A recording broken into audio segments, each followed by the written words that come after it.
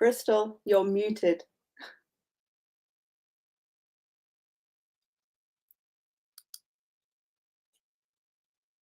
Hey, Krystel, you're muted. Oh, sorry guys, tech problem. I will start all over again. I was talking and nobody could hear me. Tech problem, that's okay. Hey guys, welcome to tonight's webinar all about homeschooling your teenagers. My name is Krystel Watts from Engaging Minds, and we are coming tonight live with the lovely Nikki Royce. Hey Nikki, thank you for telling me the mic was muted. So Nikki is a homeschooling mum. She began tutoring flute as a teenager and then got her honours degree in teaching diploma. She spent 10 years teaching 11 to 18-year-olds in UK schools before immigrating to New Zealand. She took her own children out of school after the Christchurch earthquakes and has been homeschooling now for 12 years. Her younger daughter has 1 year of schooling left. She is very knowledgeable about the Cambridge curriculum and gaining UE with Cambridge qualifications. Nikki is the admin for the New Zealand Cambridge Home Education Group on Facebook. So tonight I suppose I should introduce myself for those that don't know me too. I'm going to get all tongue-tied, and that's okay. So I am Krystel Watts. Like I said, I've been homeschooling now for 14 years. I have 8 children. We've homeschooled right from the get-go.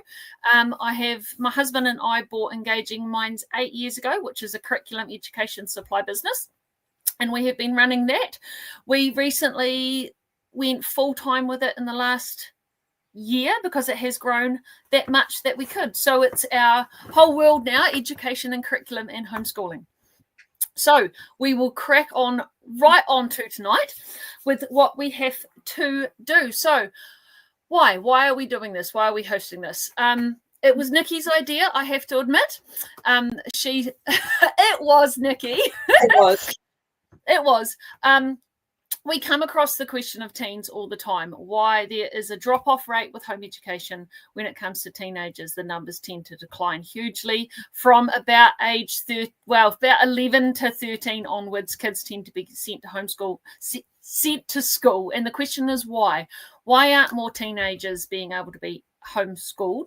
And can we support parents to doing so? So that is what these next three nights are all about. Hopefully we can support parents in homeschooling teenagers. I have homeschooled one so far right through, and I've got 2 coming up the ranks, and my stepdaughter came and homeschooled a little bit with us during her high school years as well, so I've got a bit of experience there, and I've certainly supported many parents in homeschooling their teenagers.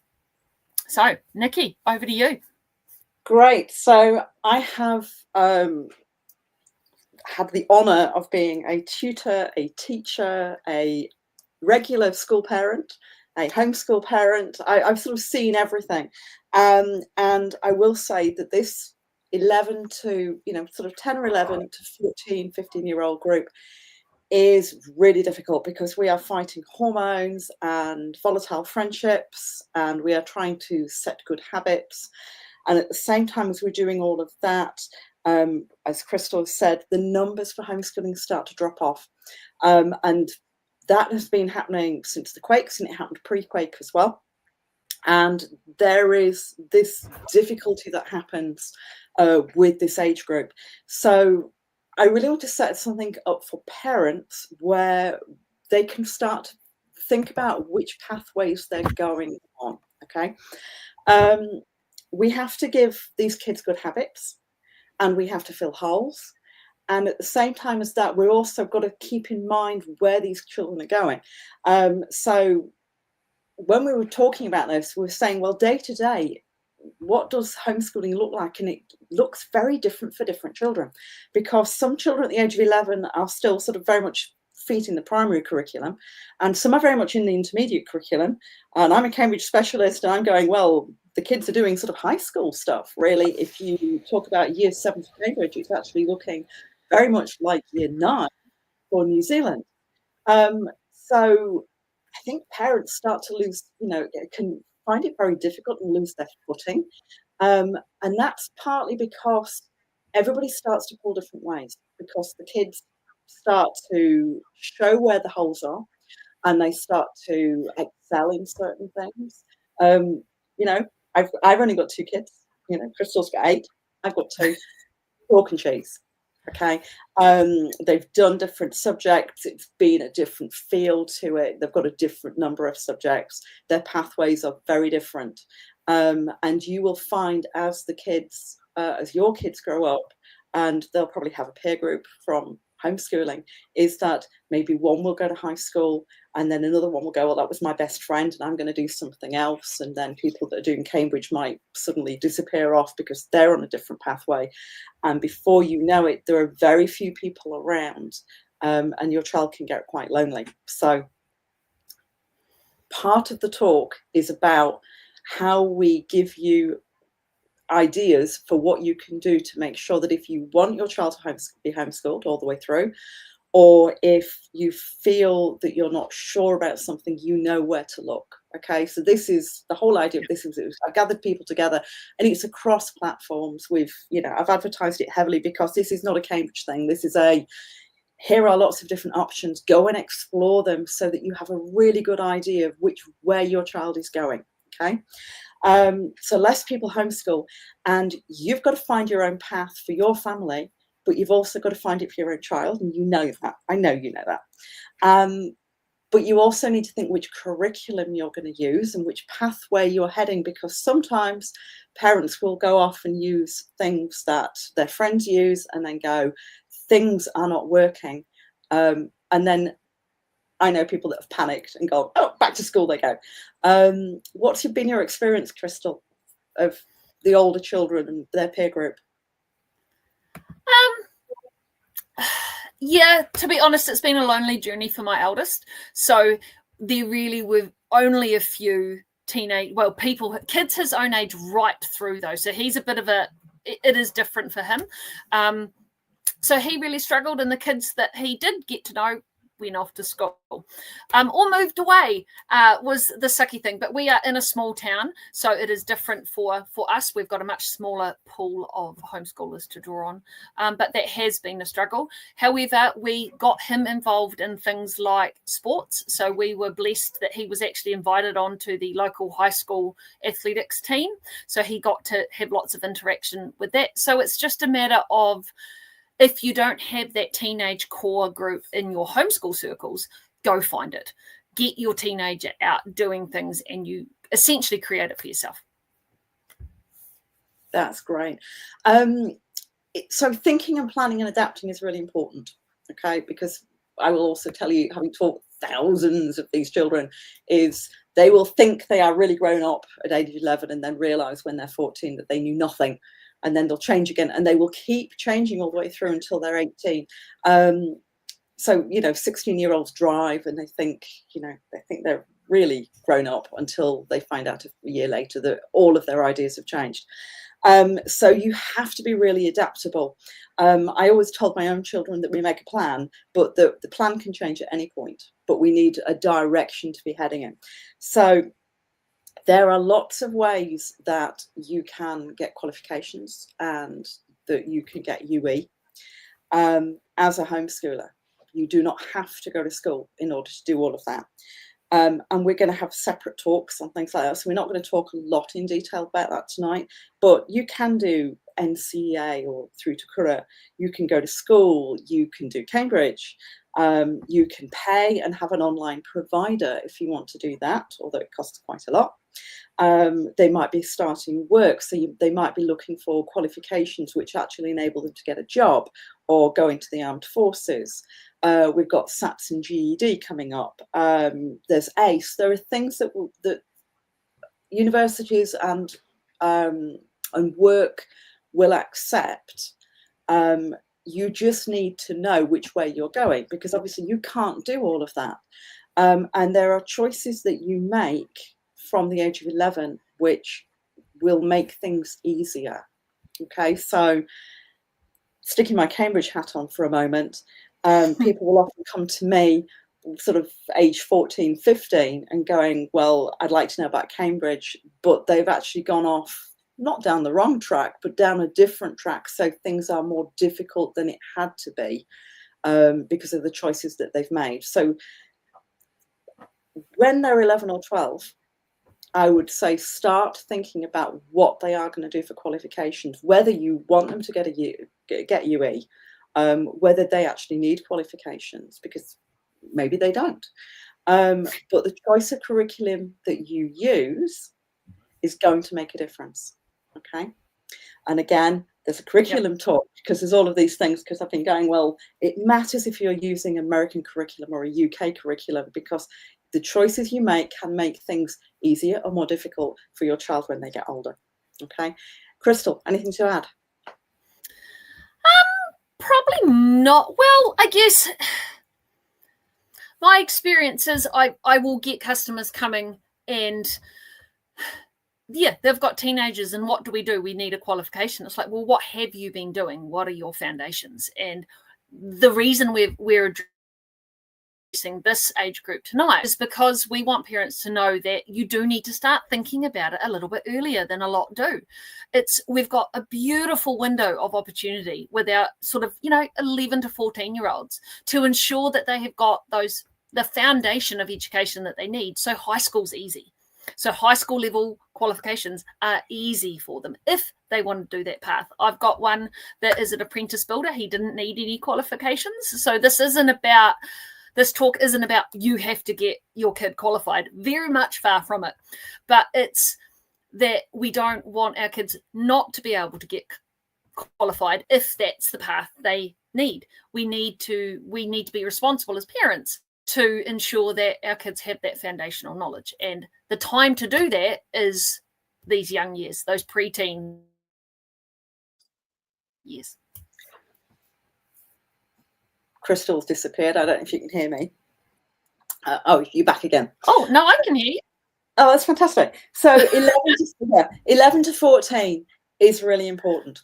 The other thing I will tell you from teaching in schools is that the children start to notice a lot more about what they can do and what they can't do. And we've lost Nikki. No, we got you. Okay, maths and English, everybody has to cover, and they will start to realize whether they are slower at reading. They will start to realize what their spelling is like compared to other people, just when they're talking to friends, whether they're homeschool friends or whether they are regular school friends. They will start to sort of talk and go, well, what are you doing? Are you doing calculus? Are you doing algebra? And these things matter because they're trying to work out the sort of the pecking order. So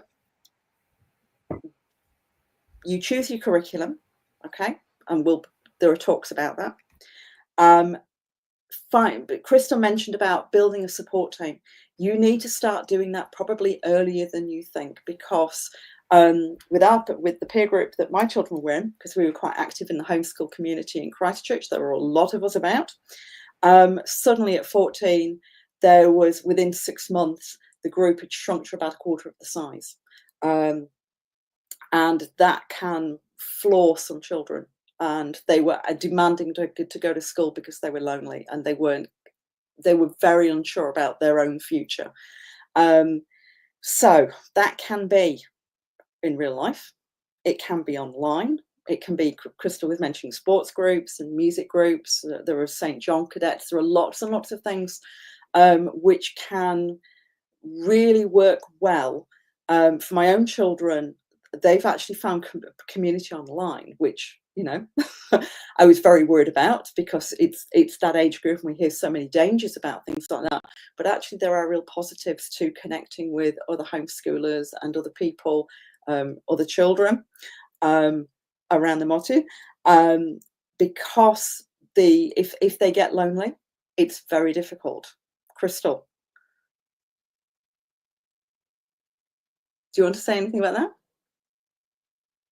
You're muted. Just that I agree. I am, okay. But I unmuted. This is the first time on this platform, everybody. So if there are a few technical issues, that is why. But I will just interject for a little bit that anybody that is viewing on Facebook or YouTube, please comment. I can see them, and we will get to the questions after we finish, unless it's completely relevant to what we are talking about at the time, and then I'll interrupt with the question. So ask your questions on the YouTube chat. It is coming through to us here. Great. There are lots and lots of things that you need, and this is coming because my eldest is now 20. There are lots of things that you need to probably think about earlier, and I would say work 2 to 3 years in advance as the parent. And I will also say a lot of parents find that their kids can work quite well and be independent learners. But it's really important, if you want them to get qualifications, that you keep a close eye on everything that is going on, because again, the 11 to 14-year-olds, they like showing what they can do. They are not terribly good usually at going, I'm not good at this, and working at it. Okay. So those curriculums, whatever you decide you are going to use, you need to use something, I know this really sounds obvious, that works for you. Okay. So some people will get a curriculum, and this applies in school. Okay. So in school, we would be given a certain amount of money. We would do all our research, and we would have to buy the books. And if we got it wrong, we were stuck with those books for 5 years, because there was no more money for 5 years. So we had to work very hard to make sure, firstly, that we bought the right books, and secondly, that they worked for the kids. We have a great opportunity as homeschoolers that we can buy curriculum. We can look at curriculum. If you're around other people, just ask and look at curriculum, okay, and find what works for you. But for goodness sake, if something isn't working, sell it and try something else.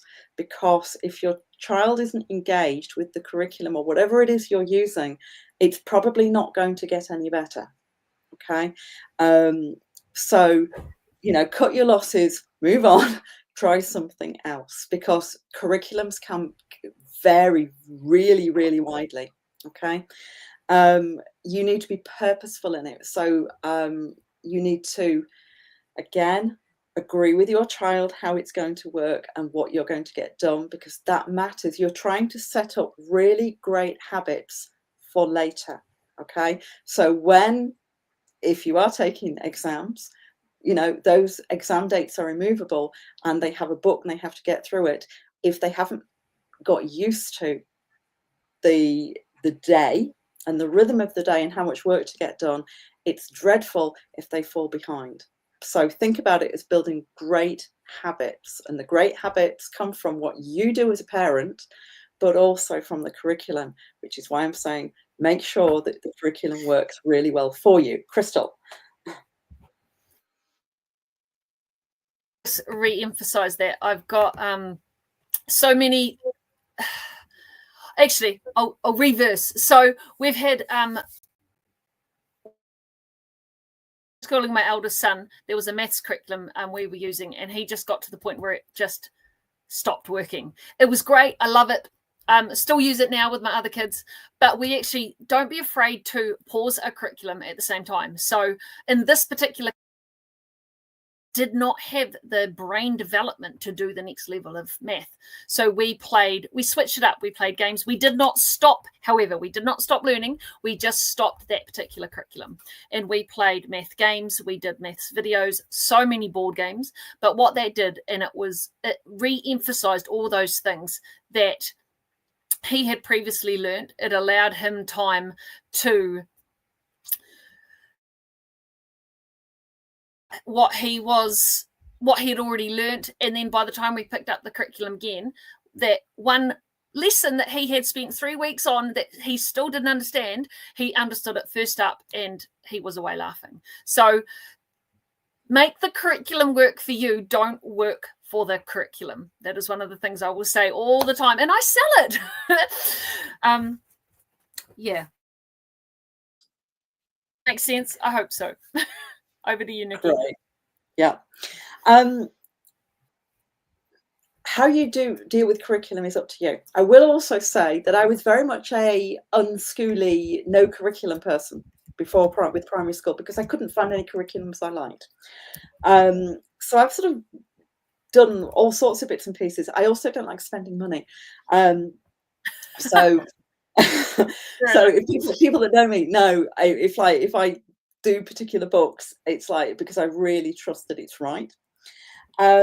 So some places, I know you know this, but some places you can actually just buy the entire curriculum for, you know, Yes. for across all the different subjects.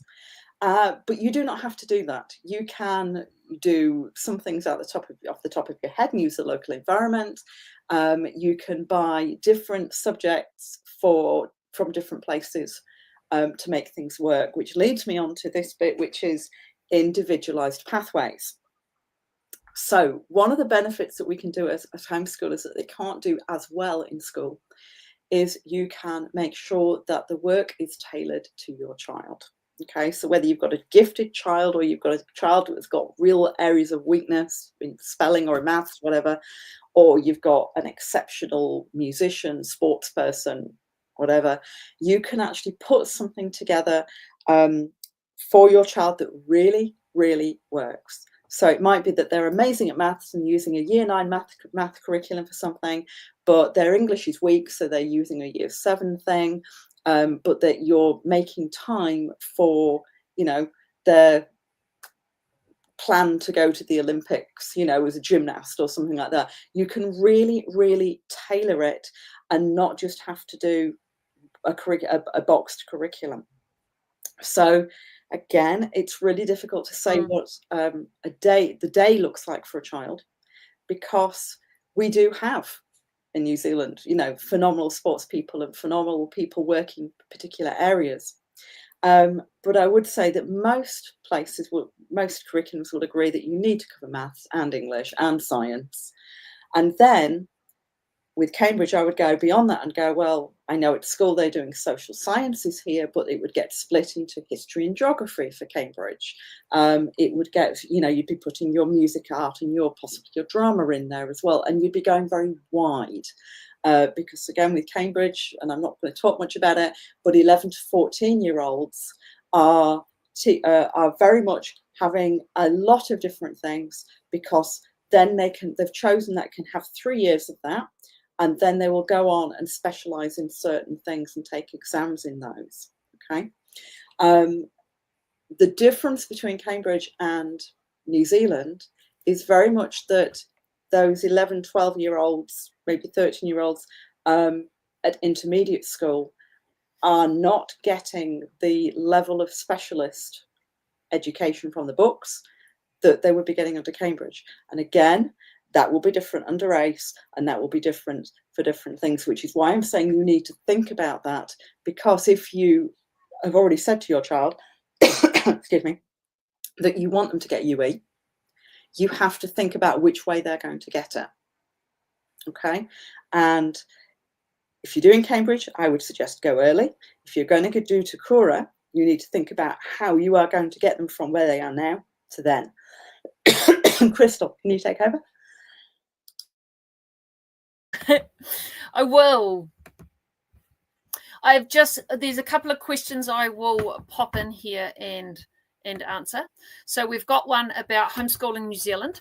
They are a fantastic organisation that is essentially, they offer a certificate. So we will talk about more about that within the homeschooling qualification pathways. I haven't used them personally. I used them for about a year, but it didn't fit with my family. It fits for some. They are a Christian provider. They offer a wide range of curriculum options, and you can piece together basically a pathway for your child that then they offer the qualification on. But like I said, we will talk more about that at the qualifications pathway. We've also got one, are there paid curriculum others? So we will talk about that next at 8 o'clock. So that is our talk all about different curriculum options. We can't cover them all. There is just too many, but our hope is to give you a real guideline on what is available essentially, especially within New Zealand. The other question was thoughts on ACE as a diagnostic testing tool. Okay, I'm going to put my personal hat on here. Personally, I'm not a fan of it. This is because it only tests for the ACE curriculum. So we have used it with my eldest son. That was part of using the Homeschool New Zealand. And while it for choosing ACE, where it fell down for us personally is it showed massive holes in his knowledge, but it didn't show because he wasn't using a specific ACE curriculum. So it is wonderful if you are using them, but if you are not, it can show holes where there might not be. So he showed a real lack in grammar, and it put him down at a very low level according to ACE. But we took other diagnostic tools and he was absolutely fine. So diagnostic tools are great, but they are limited like anything. And you have to be aware that it is a diagnostic tool for that particular curriculum. So I hope that answers those questions. Keep them coming. We will keep answering them as we go along. And I've completely lost my train of thought. That's okay. I'm back. I don't know why. I'm in the study and it's obviously very dusty because I don't often come in here. It's my husband's domain. Right. The thing about the diagnostic tools as well is they are very tailored to whichever version of curriculum you're using. So yeah, things are going to change. Because we know that in New Zealand, they've put on from next year an hour of maths, and they're putting grammar in, and they're putting, I believe, cursive handwriting back in, things like that. So everything is changing anyway. They're shifted, the sands, the whole, everything is shifting. And diagnostic tests they're great if you stay within a particular curriculum, but people will often say to me, diagnostic tests for Cambridge, and going, well, there aren't any. Which is why I'm sort of going, well, at 11, you can have particular books, and then it will give you information, and it sort of goes through in a sort of spiral-ish way. But there are no diagnostic tests. So you have to know your child, which is why I was sort of going, you still have to be involved in their learning, because you need to sort of I've got a great example of that one, Nikki. Oh, sorry. Go. Sorry, your mic cut out, so I actually thought you'd finished speaking, so my apologies for interrupting. But I've actually got a good example of you have to keep on top of, well, not on top of your children, but you have to be an active and involved parent if you want your children to get the best out of, well, anything, to be honest. It's a good parenting to be actively involved. But I had taught my kids how to print. And I thought they had absolutely beautiful handwriting, and I'm like, sweet, I can kind of leave them to it. And they still did practice, they still did copy work. Now I have a 14-year-old that used to be able to write beautifully and now can't. And we don't know why. We don't know where he went wrong. There was just a time where I had stopped checking that he was forming his letters correctly. And now that he has got to writing in pen, now that he has got to longer pieces of writing and everything like that, he is starting to struggle. So that's where I've now stepped back in and gone, all right, buddy, I'm really sorry, but we got to go back to copy work. We got to go back to you practicing those letters and practicing cursive, so then he can have like legible writing. At the moment it's illegible, and that's not a good thing. So that's sort of the thing that I often think about when it comes to knowing where you're going. Okay, so Cambridge again, sorry, but spelling. I'll jump into the other ones. Spelling and grammar, matter for if you're doing Cambridge English, and if you're going to get UE with Cambridge, you have to go on beyond the first exam and do the second one. And so you are putting in the foundations at a very young age, which are going to pay off when they're older. You can either make it easy for yourself or harder. For example, cursive, cursive is quicker. And it's been proven for Cambridge exams that if you write more, generally you get a higher mark. So it's easier on the hand to write cursive, which means it's something that you can do when you're younger if you choose to do that.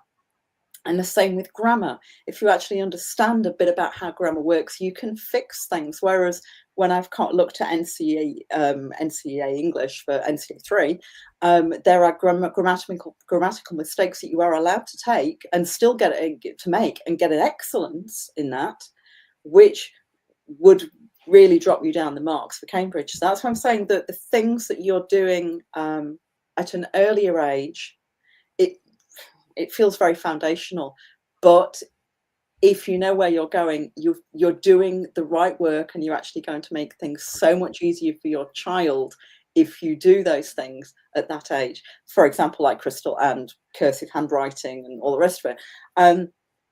Yeah, some exams they're moving on to online. Okay, Cambridge is not doing that. I know NCEA does a lot of things like that, and there are certain exams that are doing that. And again, that's something where you want to keep an eye on it. If your child is 11, if my child was 11 right now, I would be watching every year and going, right, what are they doing online? Is touch typing something that my children should be doing? Okay, because again, if they're going to be doing all their exams on computer, wouldn't it be easier if they touch type? Okay, just little things like that. And that's when, if you join a group, if you're, if you found us here on, you've hopefully come through one of the Facebook groups, and we're going, they're the people that might have got children a little bit further on that can go, hey, this actually made a big difference. Okay, and it might be something very small. It might be the choice between printing and cursive. It might be whether they're hunter pecker on the keyboard, or whether they're touch typing, or whether they're writing in pen or pencil, or whether there's all these things, even down to how they lay their mathematics out, and whether they're doing it linear or whether they're going that way. Okay, because the kids don't quite know when they're growing up what is important and what isn't. Okay, so it's up to you as a parent to go, actually, well, this is important, you need to make sure you do it a particular way. For example, in America, I know that they always underline or put a box around an answer. It's very time consuming. It's just what everybody does there. Whereas here, why would you want to do that? Because it just wastes time.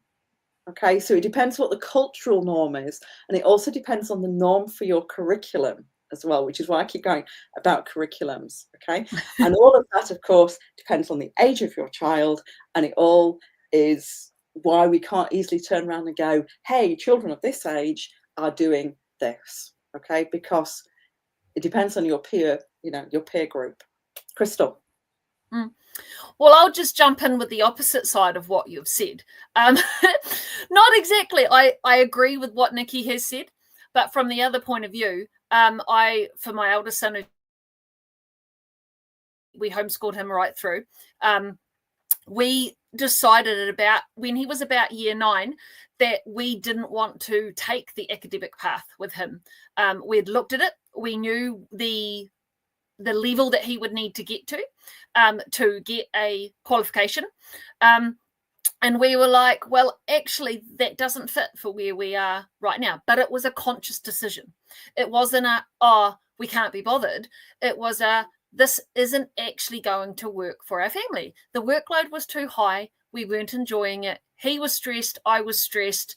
And that wasn't fun. It wasn't fun for the home environment, and it wasn't fun for him and I as mother and son. But we knew what we were heading into. We knew that we could, I could get him on the academic path to take the GED exams. So that is what we chose, that if he needed a qualification when he got to age 17, 18 and older, that was an option for him. So we ensured that we kept him on the curriculums already using. So that was a big tick in the box for us, because we didn't need to change a curriculum. But we knew if we got him to certain levels within those curriculums, that he would have the knowledge he needed to pass the GED exams, or for the fact that he could just use courses through university in the English and math literature studies that are like precursor courses for Polytech. that you could do. So he was like, Mum, rather than slogging it out for the next 4 years and getting a certificate at the end of it, I want to do what I want to do. I want to do learning. I want to do building. I want to do life skills. And if I need that qualification at the end of it, I will take those extra 6 to 12 to even 18 months when I'm older at 18 and still be able to get to where I want to go. But it was that conscious decision. So we've also got a couple of questions. So we said it's never too late. It is never, ever, ever too late to start. I will flick one up for you and to answer. So how many subjects should we be focusing on for our 11 to 14-year-olds, aside from literacy and math, and what subjects should we really be focusing on? So that will actually get answered in our Keeping Things Broad talk, which is Thursday evening, I believe, and I will answer a little bit about that later on tonight as well. So keep in touch and keep watching, essentially. Yeah. I will just add as well that I believe in a broad curriculum because I've seen so many kids change their minds. You know, my own kids changed their mind a lot from 11 through to 18, really, really changed their minds.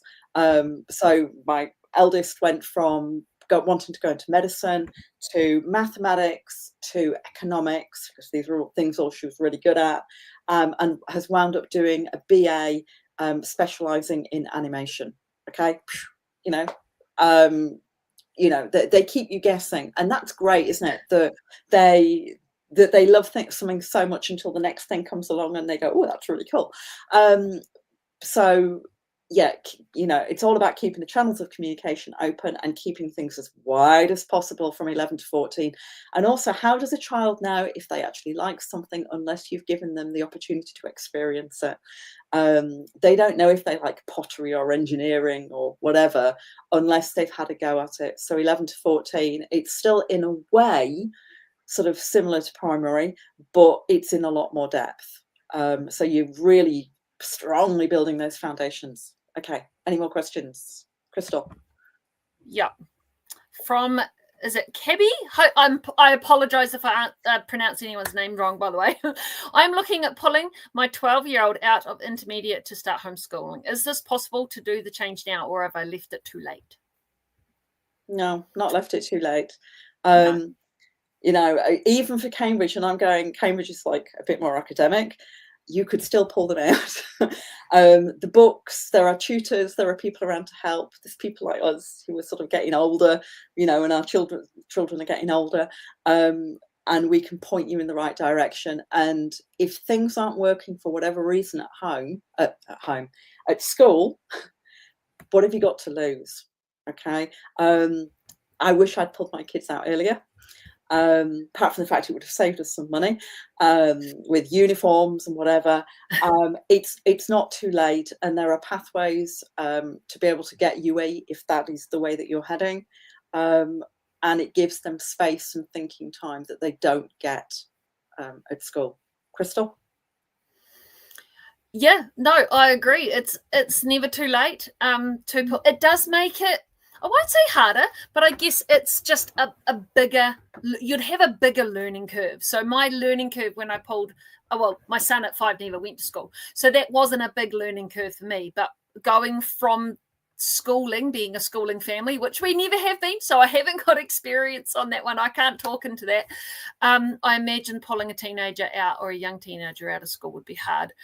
And just to give yourself so much grace, and give your child so much grace, because it would be a big lifestyle change. I imagine they would miss friends. My stepdaughter did actually come and live with us for a little while and homeschooled, and that was a massive adjustment for her. Missed the routine of school. She was so used to doing things the way they did at school. But of course, us having homeschooled for many years, we didn't do school. It was very, very different learning style than she was used to. So that was a big adjustment for her. But yeah, never too late. Do it. I can't recommend homeschooling enough. It isn't for everyone. But if school is not working for your kid, then you need to put your big parent panties on and do what is right for your kid.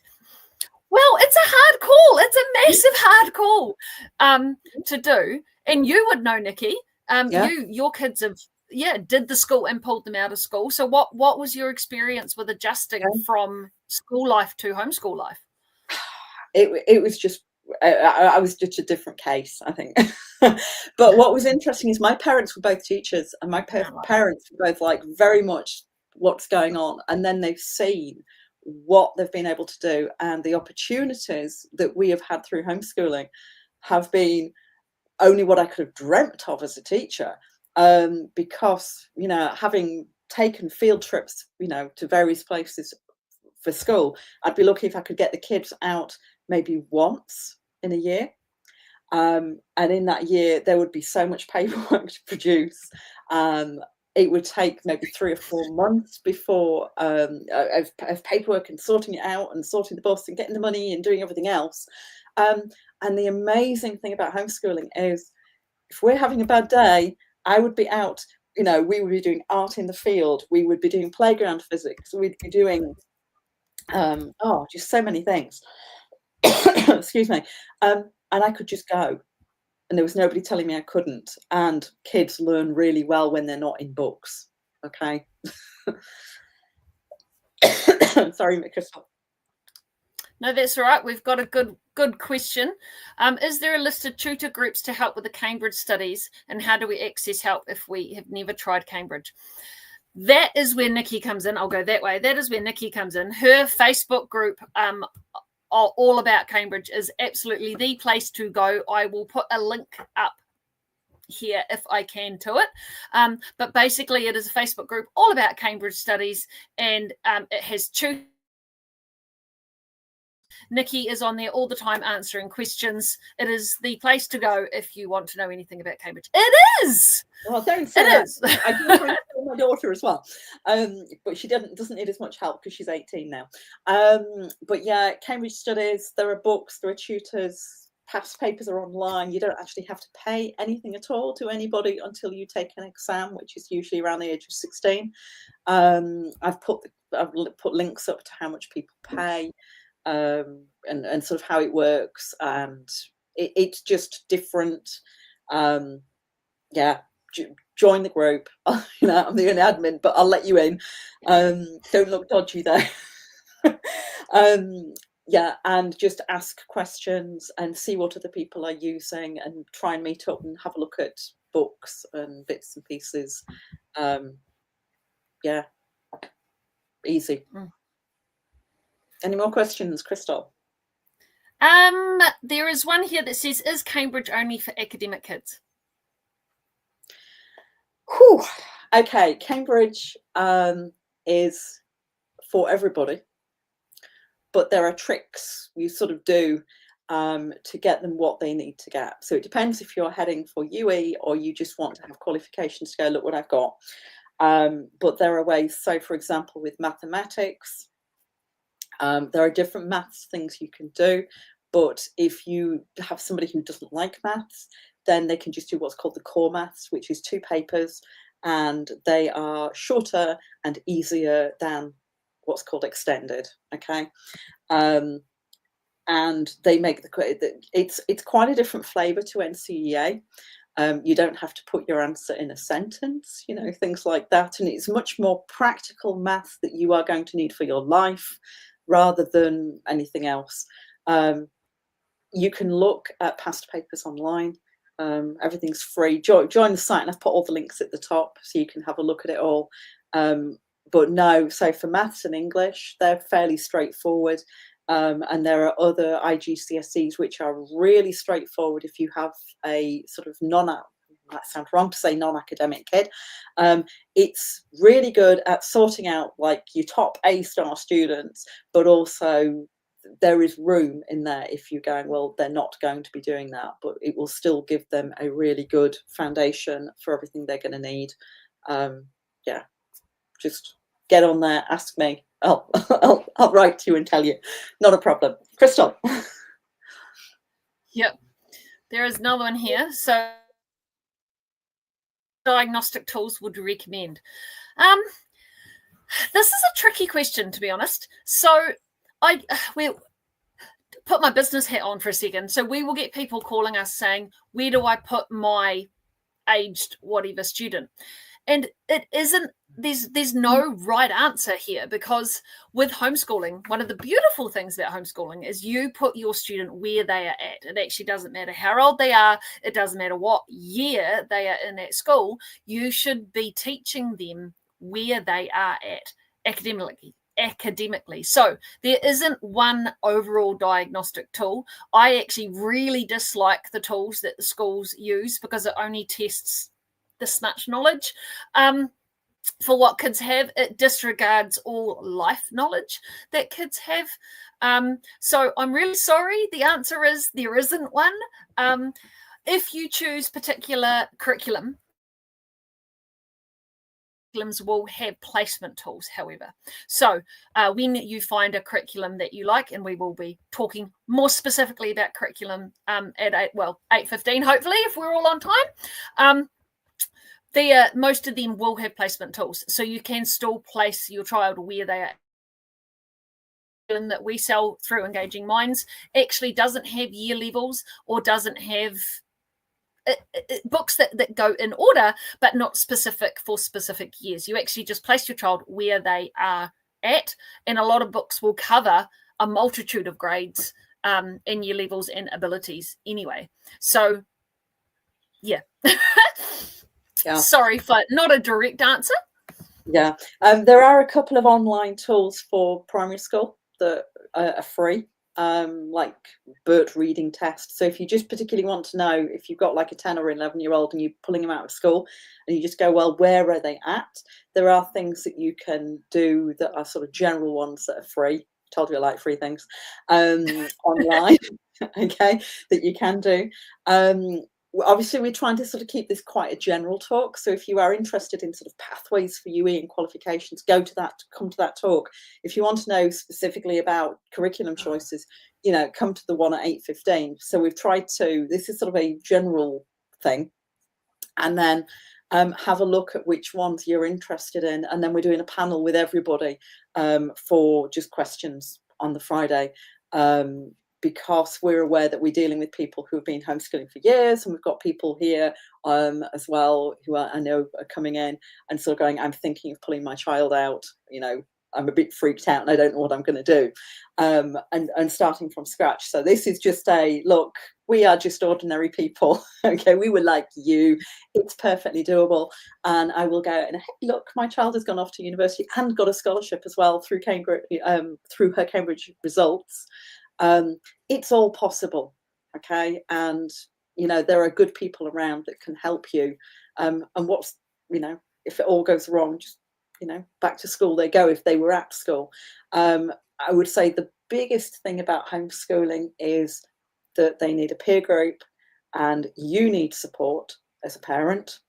Okay, you will need support, and that you need to carefully consider, because you're suddenly in a funny role of parent or grandparent or whoever you are, and teacher, tutor, come alongside person, because a lot of parents go, well, I can't teach up to the age of 16. I go, well, you're not doing the teaching.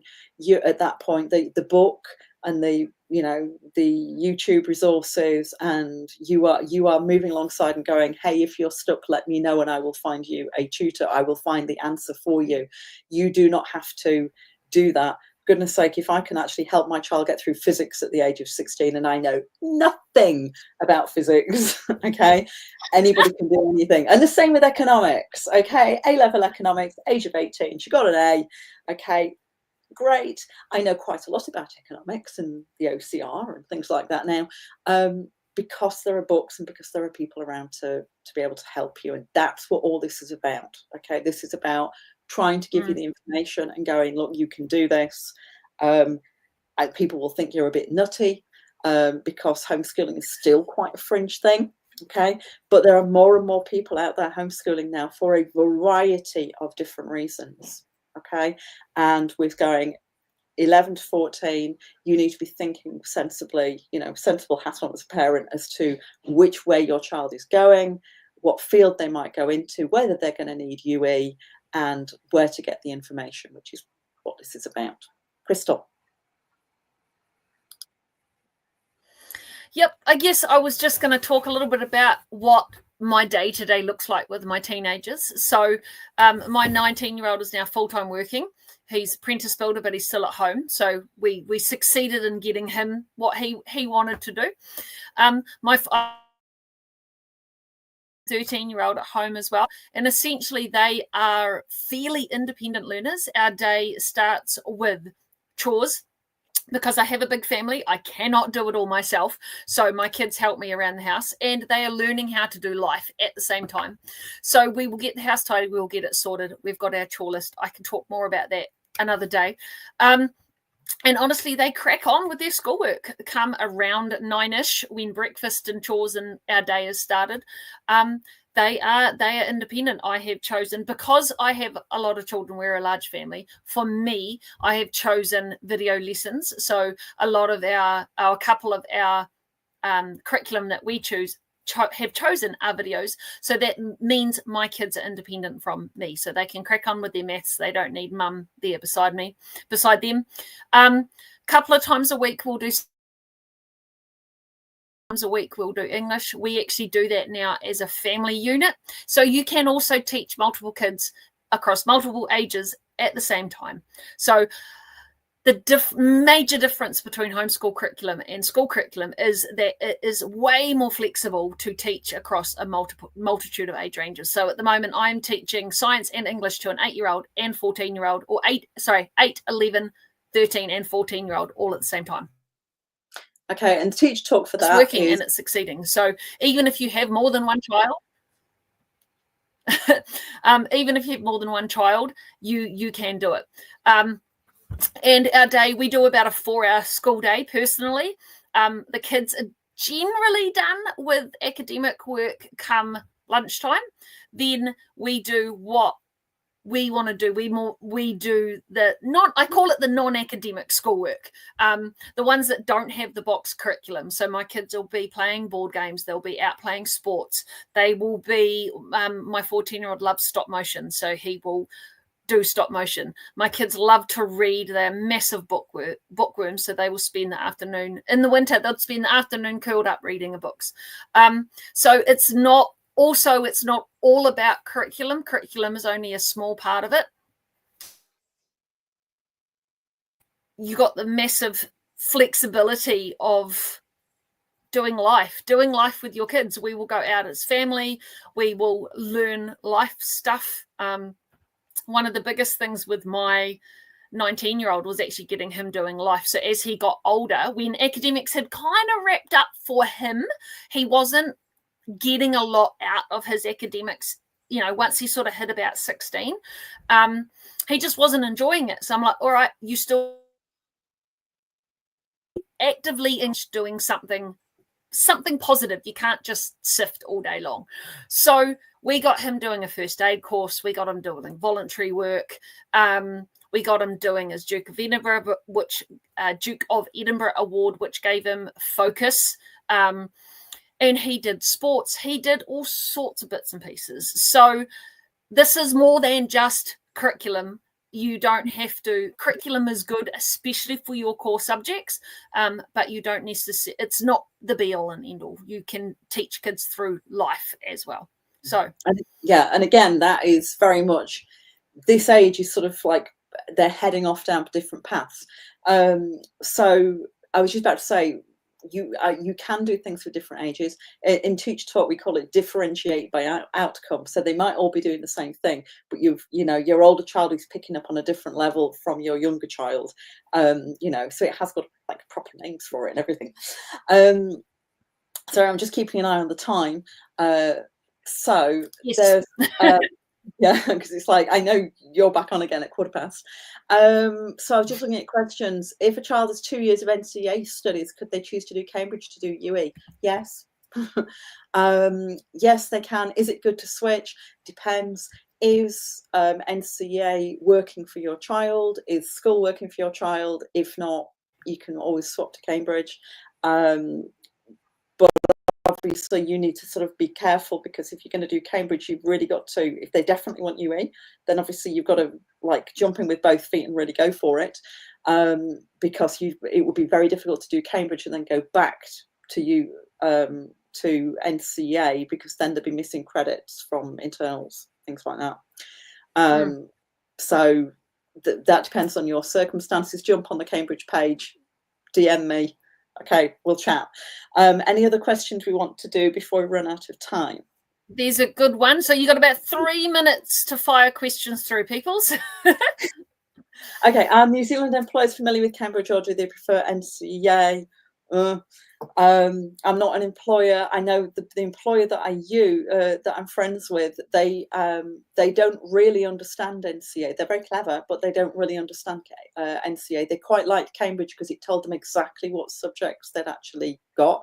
Because for Cambridge, you get qualifications in individual subjects. You don't put them all together and go, hey, I passed Cambridge. You go, hey, I got English grade such and such, maths grade such and such. That's how it works. Krystel?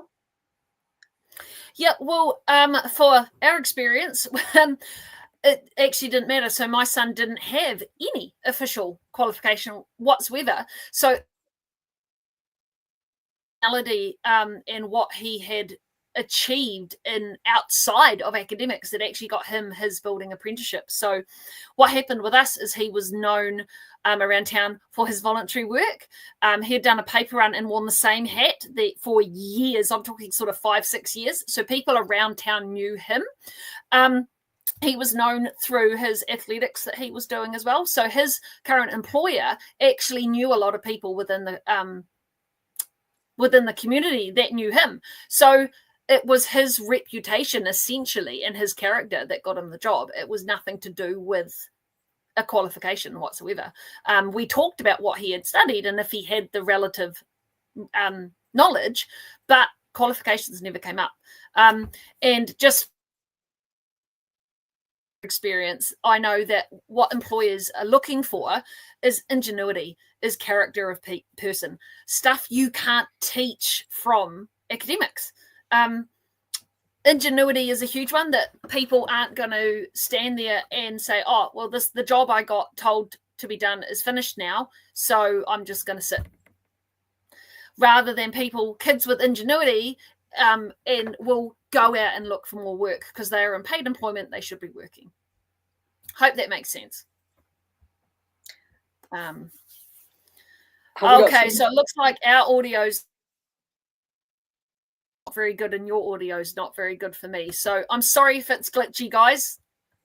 I don't know what to do about that other than plugging my laptop in. Anyway, I've got...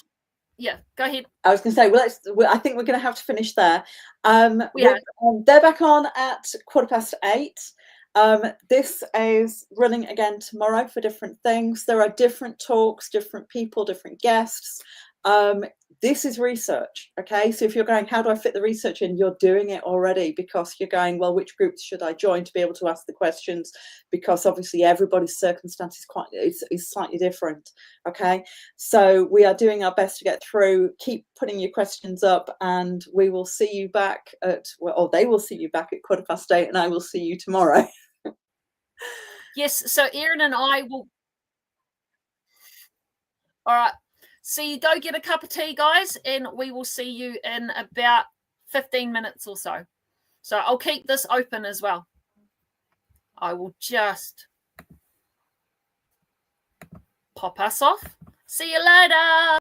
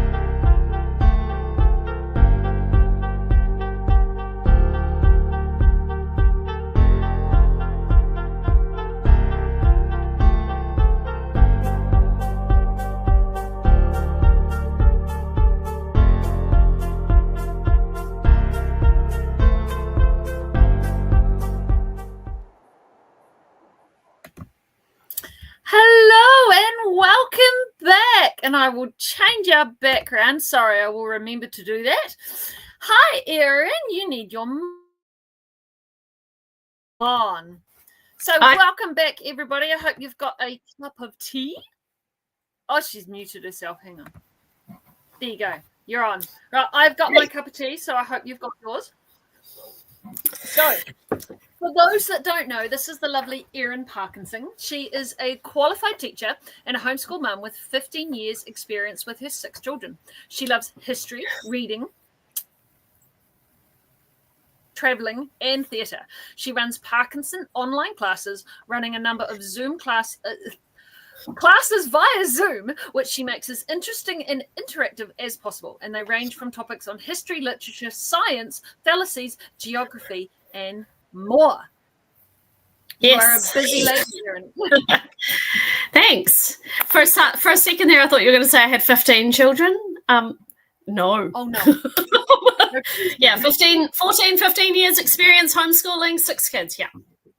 So, so a little bit different to Krystel, and if you were in the session before, a bit different to Nikki. I started out homeschooling, and then I sent my children to school for high school, with the exception of one who didn't start till, he went to high school, but he went at year 11. The others went at year 9, with the exception of the very youngest, who I sent off at year 6, because after 15 years of homeschooling at that point, I was a little drained, and I didn't want to fight about Minecraft all the time. So I really think homeschooling is amazing, but yeah, I have a different perspective on it. I homeschooled in the early years, but it does mean I have a really good school perspective when it comes to NCEA, and I really enjoy teaching homeschoolers online. That is my new love. Especially when I can focus on the subjects I really like and leave things like maths and higher science and physics and teaching essay writing to other people, parents or other tutors. I can do the ones that I like to teach, which is social studies and history and things like that. A bit of Shakespeare, a bit of biology. Yeah.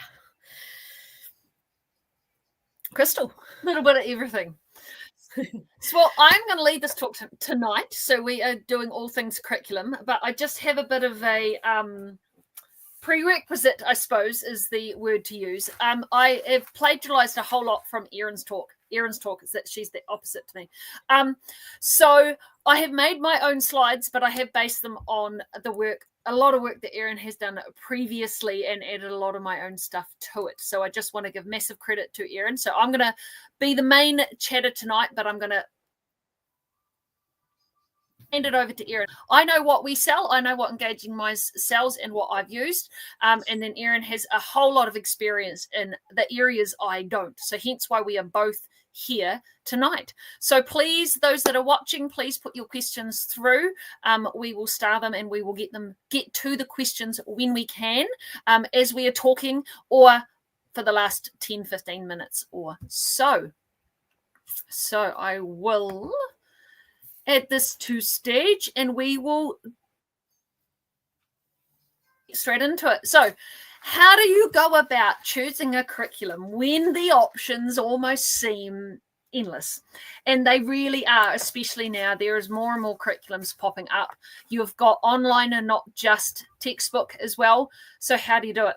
We are blessed in this country that you don't need to actually follow a prescribed curriculum. We have the freedom to pick and choose what suits our lifestyle and what suits our children. We are blessed. And there are homeschoolers that have gone before us to fight to keep that freedom as well. There is never a gold standard of curriculum either. There is never going to be one curriculum that suits everybody.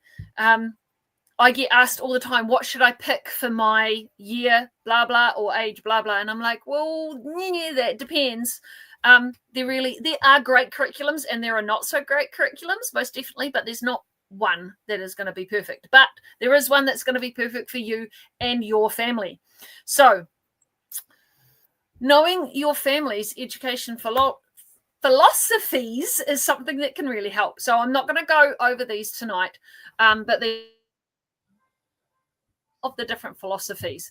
Now, most homeschoolers will fall under eclectic. We pick a little bit of everything, or we will be leaning towards one or two and pick something from somewhere else. So for me, I am definitely eclectic. I know Erin was as well. I love a little bit of classical education for certain subjects. I love a bit of Charlotte Mason for others. We do a whole lot of child-led natural learning for other subjects. So we really are mix. And I've gone off my notes, so if you see me reading, I'm just trying to catch up to my notes. What will work in one season won't work in another. No, we'll go back here. And they will morph and shift as well. How can you find what your family's philosophies are? Two great places to go are Ingens. If you haven't come across them before, I highly recommend you do. It is of information, absolute wealth of information in there. Specifically, if you go under support, I believe, and home education approaches, there is actually a list that explains the different approaches from the previous slide. The other place that I absolutely love is Kathy Duffy Reviews. She has a specific learning styles questionnaire, so you can do that questionnaire and it will come up with your family's particular learning styles. So two places to go help. You don't have to be an expert in education to design your own curriculum and teach your children. Choose your destination, fill your tank, and take off. So there are a whole lot of box curriculums out there. There are set curriculums out there. You don't have to do any of that. You can do your own. You don't have to be a trained teacher. You just have to be a parent that loves your children to absolute bits and was willing to put in the hours to pull it all together. Don't be set on one particular curriculum over another. The other thing is that one of the questions that I get all the time is, I have to cover in one day. Oh, no, you most definitely do not. One of the massive freedoms of homeschooling is that we don't have to do that. We aren't school. We don't have to have an hour of each subject each and every day. Also, you don't have to do every subject every year. Oh, sorry, guys. Hang on. I keep knocking my camera. I have a shortcut key near the edge of my keyboard. So if I go blank, I'm sorry. You don't have to do curriculum every. So we've done a couple of years of English. And that was actually enough. We didn't want to take English further than that curriculum over those 2 years took us. It was enough. I'm going to try a different view. Oh, look, Erin, you're big. I might go back to the other one. So that was enough for us. And same with science. We haven't done science every year. We haven't done history every year. You could do a term of science, a term of English, a term of history. Do what suits you and suits your family. But my friend uses X curriculum and says it's brilliant. Who do I listen to when it comes to choosing curriculum? That is a question that comes up in Facebook groups a lot as well. So there is not one golden curriculum. There is not one golden answer, but things to consider when you are looking at different curriculums. Read reviews from parents that have actually used it, not parents that are raving about it because it's just arrived in the mail, but the parents that have used it for 2 or 3 years and they're still using it 2 or 3 years later because they love it and it works for their family, and they would get a real how it works for their family. Get samples, get trials online, borrow a curriculum to have a good look at where possible first before committing to a purchase. So a lot of the curriculums have free sample lessons online, or you can trial an online for 7 days or X amount of time. Do that to get a real feel of the curriculum first. Ask on homeschooling groups. There is a plethora of homeschooling groups on Facebook now. We are not short on people to ask on different opinions. Once again, Kathy Duffy Reviews, if you haven't heard of her, is a bit of a guru when it comes to curriculum. Yes, she is based in the US, but we won't hold that against her. She is absolutely amazing, and she has really unbiased reviews, so she's not paid to do any of the reviews. She gets her income through her website and her blog and the books that she sells. She's actually got Kathy Duffy's 101 curriculum top picks. But what I love about her is the detailed review that isn't from the publisher itself. So you get a fairly unbiased opinion on the actual review. We have YouTube now as well, and there are many homeschool mums putting out videos and YouTube reviews and flip throughs. So if you want to have a good look and a good flip through of a particular curriculum, use what is available to you and think. One of the worst things you can do is jump in and buy all the curriculum that is pretty and I want it. And yep, I have been there as a mum. I most definitely have. But please don't make the same mistakes I did. Just sit and think, even if you're sitting for a couple of months, be patient. Your kid isn't going to fail life because you haven't bought a curriculum for a month. They can catch up, or they don't need to catch up. They will just be where they're at. Grab it secondhand where possible, and if budgets are tight, we are homeschool families. We know what it's like to live on a single income. We get it. There's a fabulous secondhand market on Facebook.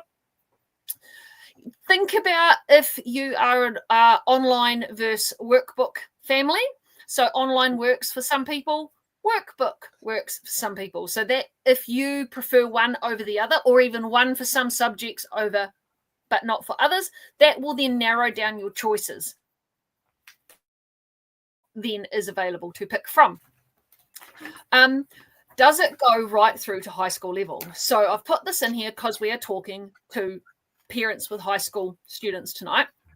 A lot of the options for primary are massive compared to the options for high school. When you start to hit, I don't know, about year 10, year 11, the options do narrow down greatly. So is it going to take your child right through to their high school years? Is it going to be the correct curriculum for the pathway that you are looking to go down? Now, I'm not saying you have to be locked into anything, but it's just one of the things to consider. Does your curriculum have video lessons, or is it parent? For me, being a mum of a large family, I don't have the same time for the one-on-one lessons that some curriculums require. So I tend to go for the curriculums with the video lessons so my children can be independent from me. This could be online, this could be DVD, doesn't matter. So that's something to consider. Do you have the headspace? Do you have the time? Do you even want to sit down alongside your teenager and teach them something that is more independent? Which goes on to the following one. Can a teen be independent with their studies? So can your teenager be independent from you with the curriculum that you are choosing? All right, I'm going to have to make sure I have got my notes. Right. Don't fix what isn't broken. So if one of the biggest mistakes I find that parents do will be flitting from curriculum to curriculum. And what that means is you could potentially give your children holes in their learning, because not all curriculums teach same order. It's not a major, but it's just something that to consider. If a curriculum's working for your child, if it's working for you, your child is learning and they are learning at a good pace and they are learning what they need to, don't change to the latest and the greatest and the new and the shiny that everybody else is raving about. Stick with it. If it's working, keep doing it. But on the other side of the coin, don't flog a dead horse. So if a curriculum isn't working for you guys and your children are struggling, then don't be afraid to let it go. I know it's hard because it's cost X amount of money. I get it because I am the same. I've spent hundreds on curriculum I haven't used, and I'm like, we must use it, but my kids hate it. So just pass it on. Don't hold on to it with it collecting dust on your shelf. You can get money for it secondhand. So do it while it is relevant, essentially, while it is still relevant within the New Zealand homeschool market. Curriculum does age. Sometimes not very well, sometimes very well. It depends on the curriculum. But if you are not using it, be using it in the next, say, 3 to 4 years, pass it on to a family that is going to be using it. Because just because it doesn't work for you doesn't mean it won't work for anybody else. All right, Erin, feel free to jump in too. I'm just going to keep on keeping on. No, I mean, I agree with everything you're saying, so carry on. I'm seeing nodding, so. All right, cup of tea. All right, where can I get it from? So this is a I big know. thing. So it is a big thing, and it really is. So have updated amounts of curriculum available to us to choose from, but is it available in New Zealand? So there are a couple of suppliers in New Zealand. I am one of them, being Engaging Minds. You have got CES Books, so Christian Education Services. They do all Christian curriculum. There is Pure Books have jumped in, and I will have a list later, I think. And there's a whole lot of suppliers that are coming into the homeschool market that supply schools as well. So is it available in New Zealand? Can we get it? Can you reliably get it from overseas? Now, I say this because everyone during COVID realized that the postal system crashed and things weren't available. And sometimes stuff from overseas can take weeks and weeks and weeks or get lost in the mail. So you can buy from overseas, and I encourage you to do so. But can you always get it? Generation curriculum. Thank you for that one. Yes, they do. And I haven't got that on my list. I haven't got everything on my list. There's just too much to have on one list. So will the curriculum get here in a timely manner if you're buying it from overseas? Can you afford to print it off and bind it if it is a PDF file? So this is one thing that has come across lots. There are available for free or very cheap, being PDFs, but people don't realize it's like 300 pages of curriculum, and that does cost to get printed off. Now, there's heaps of places you can print off online. We are blessed now with things called eco tankers that do make printing super cheap. But do you have an eco tanker? Do you have one available for your friends? So before you go and buy that amazing PDF curriculum that is cheap, think about the printing costs. Are you going to use it online and as a PDF, or are you more print-based and you want to print it off? Have a think about it. If you're looking at online things, do you have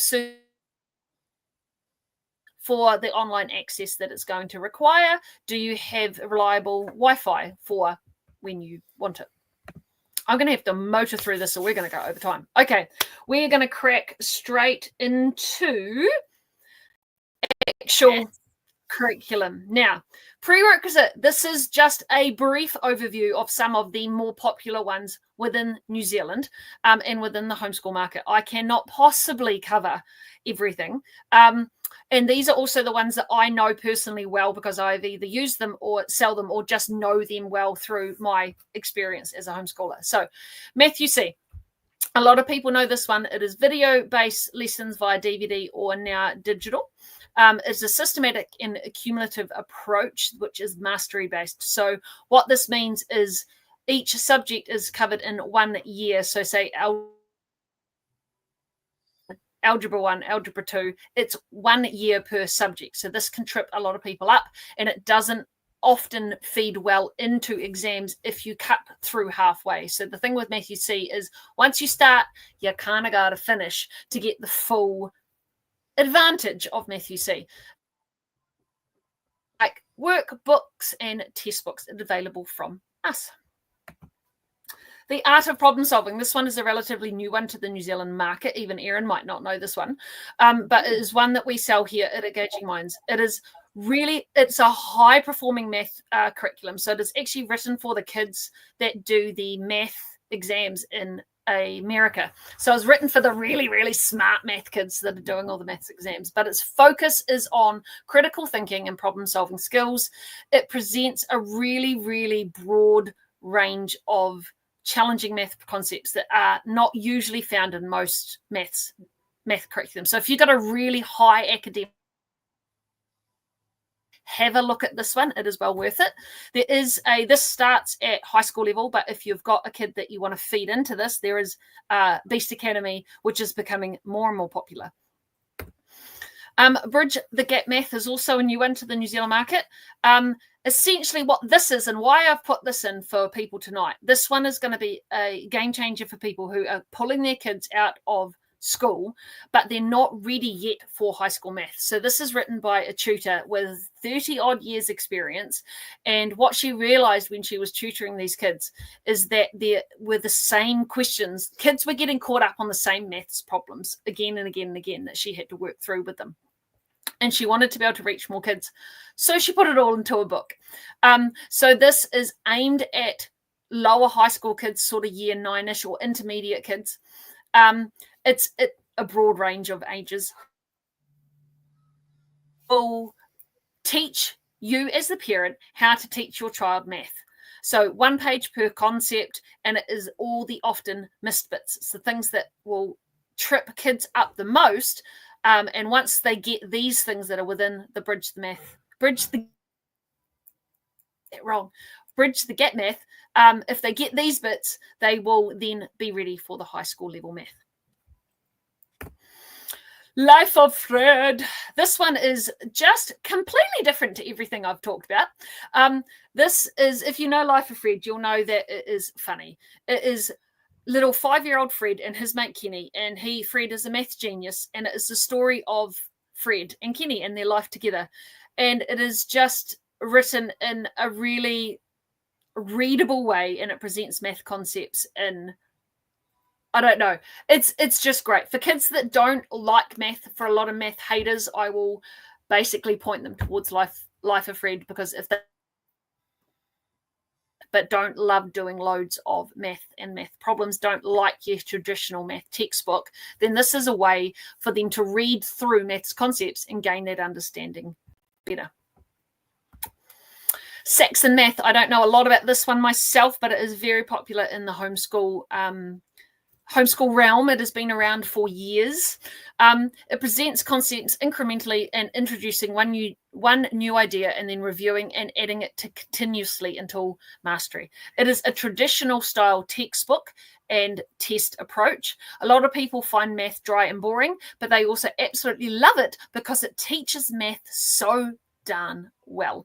I couldn't find many places it was available in New Zealand. It is a bit hit and miss getting Saxon in New Zealand, and it is quite pricey as well. All right, different math workbooks, and this is where I'm handing over to Erin. Okay. Whose one's way better than I do. Is it going to matter if I just switch over to my slides or not, Krystel? I don't know. Can you switch over easily? Well, I can talk about them too. So okay, so ESA publications, the Learn Well publications. Oh, I see what you did. Nice. Oh, look at that. So these are available at Calls and Paper Plus and, the warehouse and everything. So in terms of the easiest available books, these are probably one of them. However, they don't have a lot of teaching and they don't have a lot of practice in them. So this is a book that I would recommend you only use as a spine, and you may not have come across that word, but it's like a background book where maybe you've got it because you want to make sure that you're covering everything that they would be doing if they were at school, but you're going to supplement it with something else, because this might only have, 3-4 pages on fractions, and chances are your kid needs more than 3 or 4 pages worth of practice on fractions, like the entire topic of fractions. Chances are 99% high. So this is not something I would totally recommend, but it is quite good if you wanted something to check or to use temporarily while you figure out what else to use, because it's so easy to get and they're not particularly expensive. Okay, so that's ESA.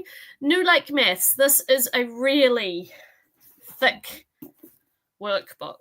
Okay, I'm holding it up there. Yep, that's because it's a pretty comprehensive book. A lot of schools give it as a as the homework book. If you could look inside here, you'd see my that was Joel. Yeah, he's filled in about 30 pages of the 300 or so that they're in there. It's very comprehensive in terms of practice. And if you are doing NCEA, it does actually divide those practice questions into achieved merit and excellence questions after the initial sort of practice questions and getting used to what you're doing. It does have teaching. And one thing it has that I haven't found in any other curriculum, it teaches how to use a graphics calculator to solve the problems, because they're allowed to use calculators for NCEA maths, but using a more complicated calculator is a whole new learning curve. And this has the pictures. It literally has two of the two main brands and tells you exactly what buttons you need to press to be able to do those more complicated mathematical problems on a calculator. However, it's also teaching you how to do it. This is really good if you are moving into NCEA, but if you're doing year 9 and 10, you haven't decided if you're doing Cambridge or something, this is still going to set you up with some good learning, as is Saxon, as is Matthew C. Life of Fred might be a little bit different, but I do know someone who moved from Life of Fred and got quite high up and then did IGCSE. David Barton is another book that is commonly used as a textbook at schools. So again, it's NCEA, leading into NCEA New Zealand maths. And there's a picture of the inside of it there. It's got a little bit of colour. It's not particularly super interesting, but it's set up for New Zealand curriculum. Life of Fred, we already talked about. A. Becker. It's missing some words at the top there, but it's an American-based, Christian-based curriculum. Really well-structured plain pages. Some people like coloured pages and little cartoons. Some people need black and white, lots of white space to be able to just not get cluttered with their maths learning.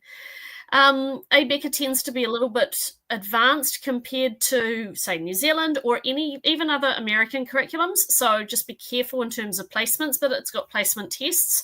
High Expectations, that's available from CES Books. You've got to be careful when using an American curriculum because they really do teach their maths in a different format to New Zealand and not a lot of statistics. Saxon we've done. Online. This guy is brilliant. It's changed the graphics again. So Infinity plus 1, the E should be on the end there, on YouTube.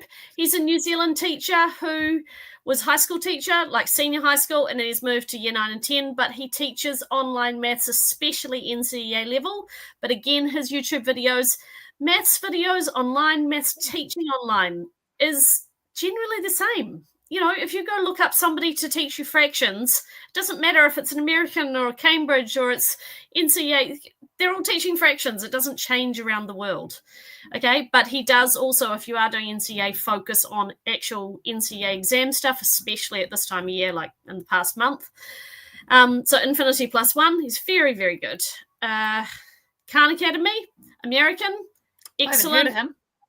Teaching videos. So a lot of people will use a book, and then if they're struggling to explain a concept in one of the curriculums that they're using, any of the resources, they'll turn to Khan Academy for a video on how to actually do it. And their kid will watch it, they will watch it, they'll get it, and then they'll go back to using the book again.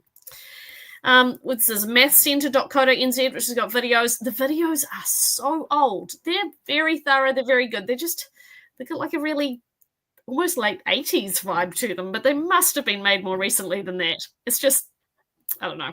Excellent if you want to print out games, worksheets, all sorts of math stuff. And then you've got online programs like Mathletics, which goes all the way up to year 13, and Maths Buddy. Both are New Zealand aligned. So that's me. That's all the ones that you wanted me to cover. It is. And there's more than that as well. We can't cover... So much. Yeah, we really can't cover everything. There's a massive list also on Council of Home Educators in New Zealand. Once again, that is still not comprehensive. I'm just going to answer this Life of Fred doing. Yeah, go on. Completing UE. If you're doing university entrance in terms of NCEA, I do know, like I said, I know one person who did Life of Fred all the way through high school. I know quite a lot of people who enjoyed it at primary and then switched. For them, they supplemented at high school with some other things, but they were more of a Englishy sort of history drama kids. but they passed maths using Life of Fred. And then when they did their qualification pathway, I think they chose IGCSE and then did level 2 NCA. They just switched over and it worked out okay for them. I would say Life of Fred is a bit risky to do if you were looking at getting excellences at level 3. It just doesn't align to an NCA curriculum when you get to that upper level. But if you're still talking year 9 and 10, especially if you're talking about a kid who needs something different for a year and they're in that younger stage, Life of Fred might really work because it really is very different. If you live in Auckland, you can get the books from the library. So wherever else you live, you could try. Give it a go. It will not be like a curriculum in maths that you have ever experienced before. And it's a love-hate relationship with many people. And I really mean love-hate relationship. Some really love it. Some cannot stand it. So try it out. Try a sample page online. Yeah. Yeah. I know when I was reading it, we have, it actually made me laugh out loud as well. So they are really funny books. I've used it as a supplement as well for my kids. So when they just need a break from doing math or they haven't quite got concepts. So they haven't quite got, it was fractions and percentages. So we pulled the Life of Fred book, fractions and percentages off, and something just clicked because it had been presented in a. So I do know a lot of families that use it as a supplement, but not a full curriculum. There are a few, but just not those. And it does actually go right through to university level math as well, which not a lot of people realize. The books go very, very high. So probably what we didn't talk about, we've got Life Pack. We can come back to Life Pack because Life Pack is actually a full all-in-one curriculum as well, but there is Life Pack available, Christian curriculum. And LearnWell is coming into the New Zealand homeschool market as well, but it is aimed at schools. I don't know a lot about LearnWell. LearnWell is the ESA publications that I talked about. It's that maths and stats learning book. Yeah. ESA publications is LearnWell.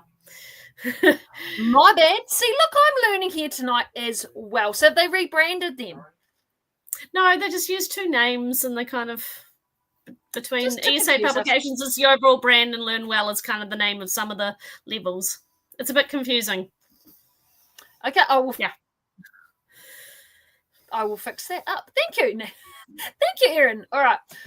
I think Erin's covered my next slide, which is online stuff.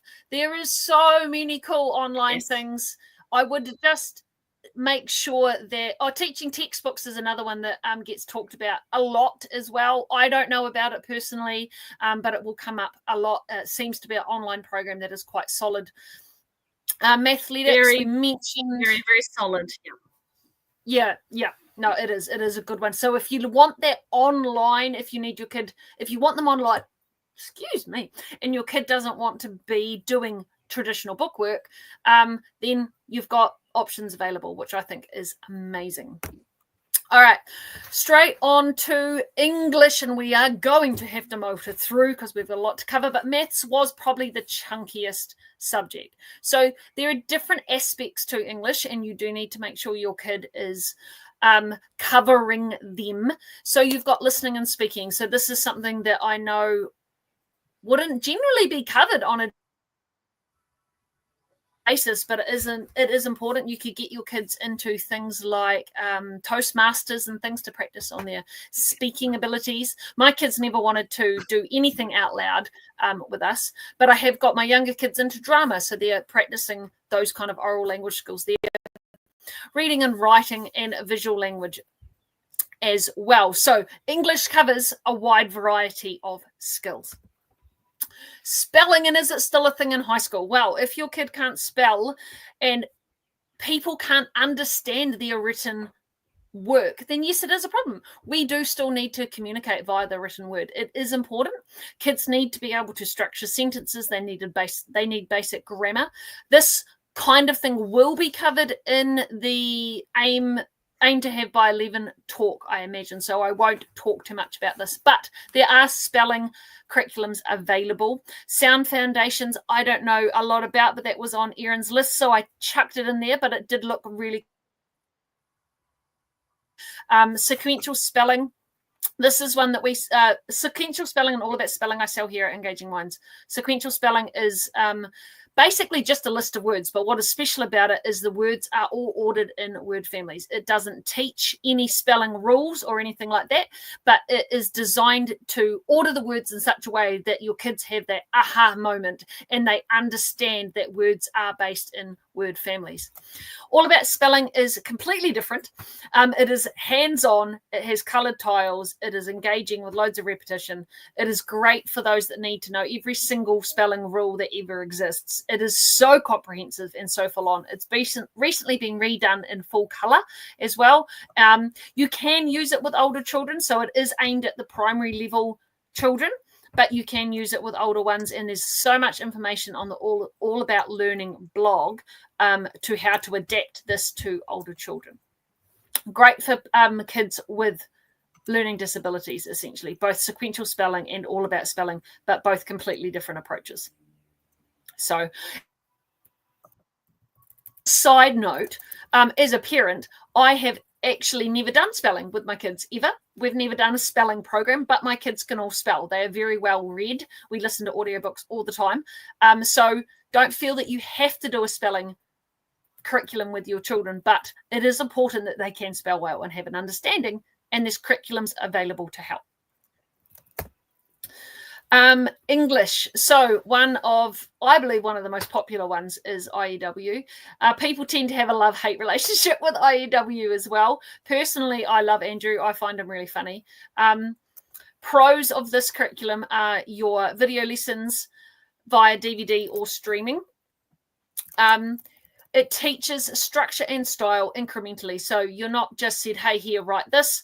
You're actually, hey, this is a wonderful piece of writing. This is why, and this is how we're going to reproduce that writing. So it teaches you to structure your writing, and it teaches you to add a style to your writing, piece by piece, lesson by lesson. It's fantastic research skills and essay writing. There is a course for teachers and parents available. As well, which is in the top right, that is top left, sorry, that is teaching writing structure and style. That is actually the course to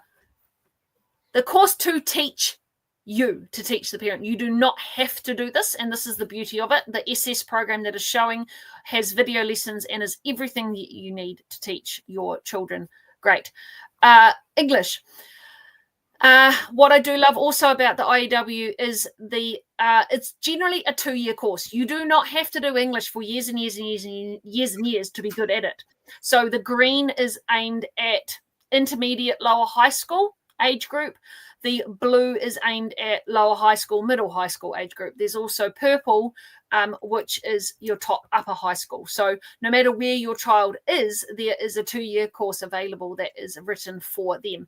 Each course, green, blue, or purple, which is A, B, and C, teach the same skill set, just aimed at a different age group. So you have which goes alongside IEW as well. Great as a self-paced course. My kids do fix it grammar all by themselves, and I don't have anything to do with it, and they're learning grammar that I have absolutely no clue on. We will come back to questions after. Okay, so writing and rhetoric. This is another popular one. Is a classical, more a classical approach to writing. IEW is as well, to be honest. But it is a step-by-step apprenticeship in the art of writing and rhetoric. It employs fluent reading and careful listening. It has models for imitation, and it has progressive steps throughout. This goes right through different skills for writing. It is a very popular curriculum. It is quite I'd say on the parent-heavy side. You do need to be sitting beside your child and actively engaged in what they're learning. It has narration and dictation exercises, which it needs a parent to do. The student can't do those kind of by themselves, but a lot of it would be self-explanatory for a older teenager. Thank you, Erin, for us answering questions in the chat too. Appreciate it.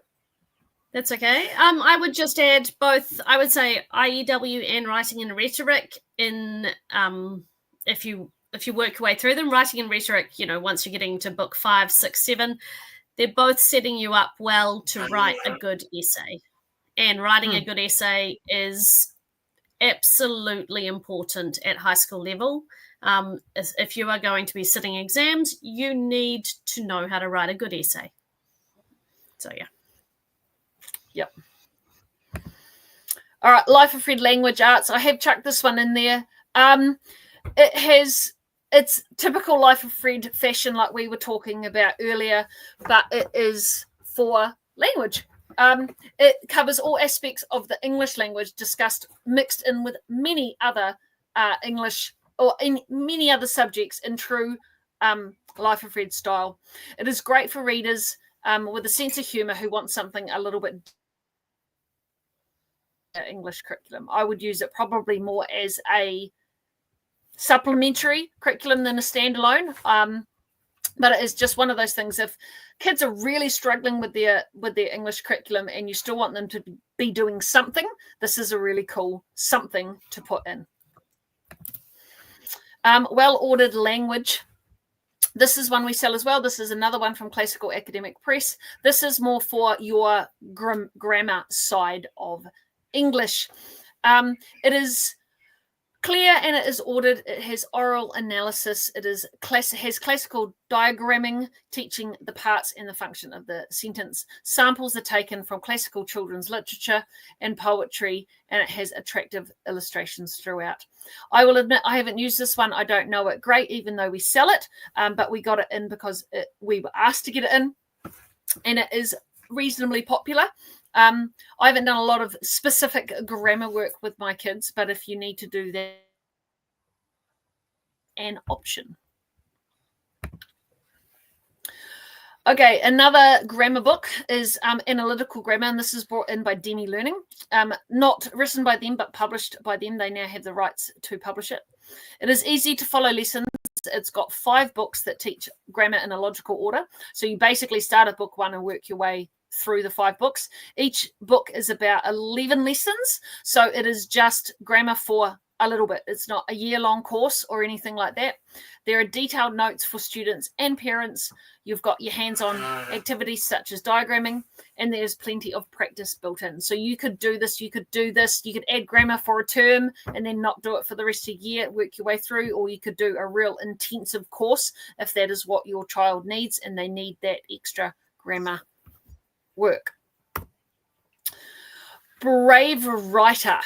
This is not one I know massively about, but it is a very popular one in homeschool circles. I haven't used it personally, but I know a lot of people that have used it successfully. So it is online PDF downloadables for printing.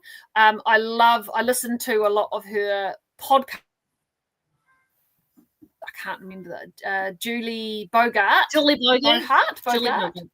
Correct me if I'm wrong, Erin. There we go. Bogart is the author, and her podcast is absolutely amazing, guys.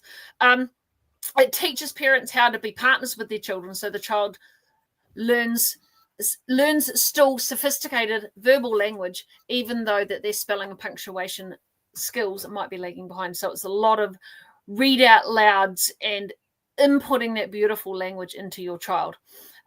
You'll learn critical thinking and essay writing. There are monthly handbooks that pair with fabulous novels, and there's bundles available for intermediate, lower, and upper high school. Anything you want to add to that one, Erin? I would say if you are choosing a curriculum like IEW or writing and rhetoric, but you're doing either Cambridge or NCEA, or you just simply want your children to have a bit more of a foundation when it comes to reading good literature and being able to write about it and being able to analyze it, knowing how to look for language features and the writer's purpose, and being able to talk about your personal response. Well, these are all things that you need to be able to do for secondary pathways. Then Brave Writer is really good.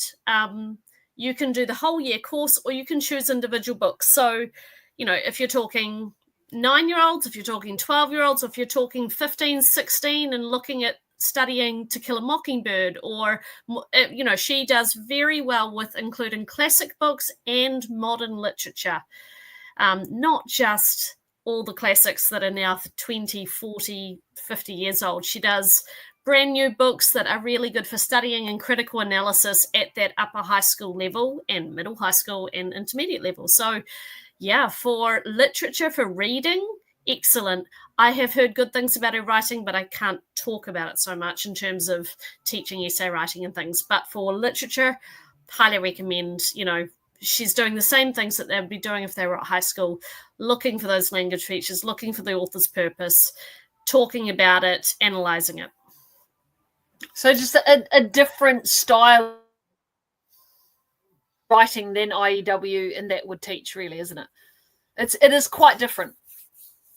Yeah, or the writing one, like I said, I can't. The books ones, you can just do the book thing, and it's okay. It's quite different to then doing the entire writing bundle and learning how to write essays. So, different. You can take bits out of it, which I think is really good. And you can just choose one book. You don't have to choose an entire curriculum. So you could just pay $12 or whatever for the PDF to study the Life of Bees, which is a 16, 17-year-olds, literature novel. Okay. Cool. I think I'm learning. Bees, something like that. Yeah, I've come across her a lot. I just haven't looked at what she offers, to be perfectly honest, because it's highly needed in my house. So, like Krystel said, I highly recommend her as, if you are new to homeschooling or you're a bit stuck in the rut, as a podcaster or reading some of her books that she's written to parents, very, very good. Julie Bogart, excellent.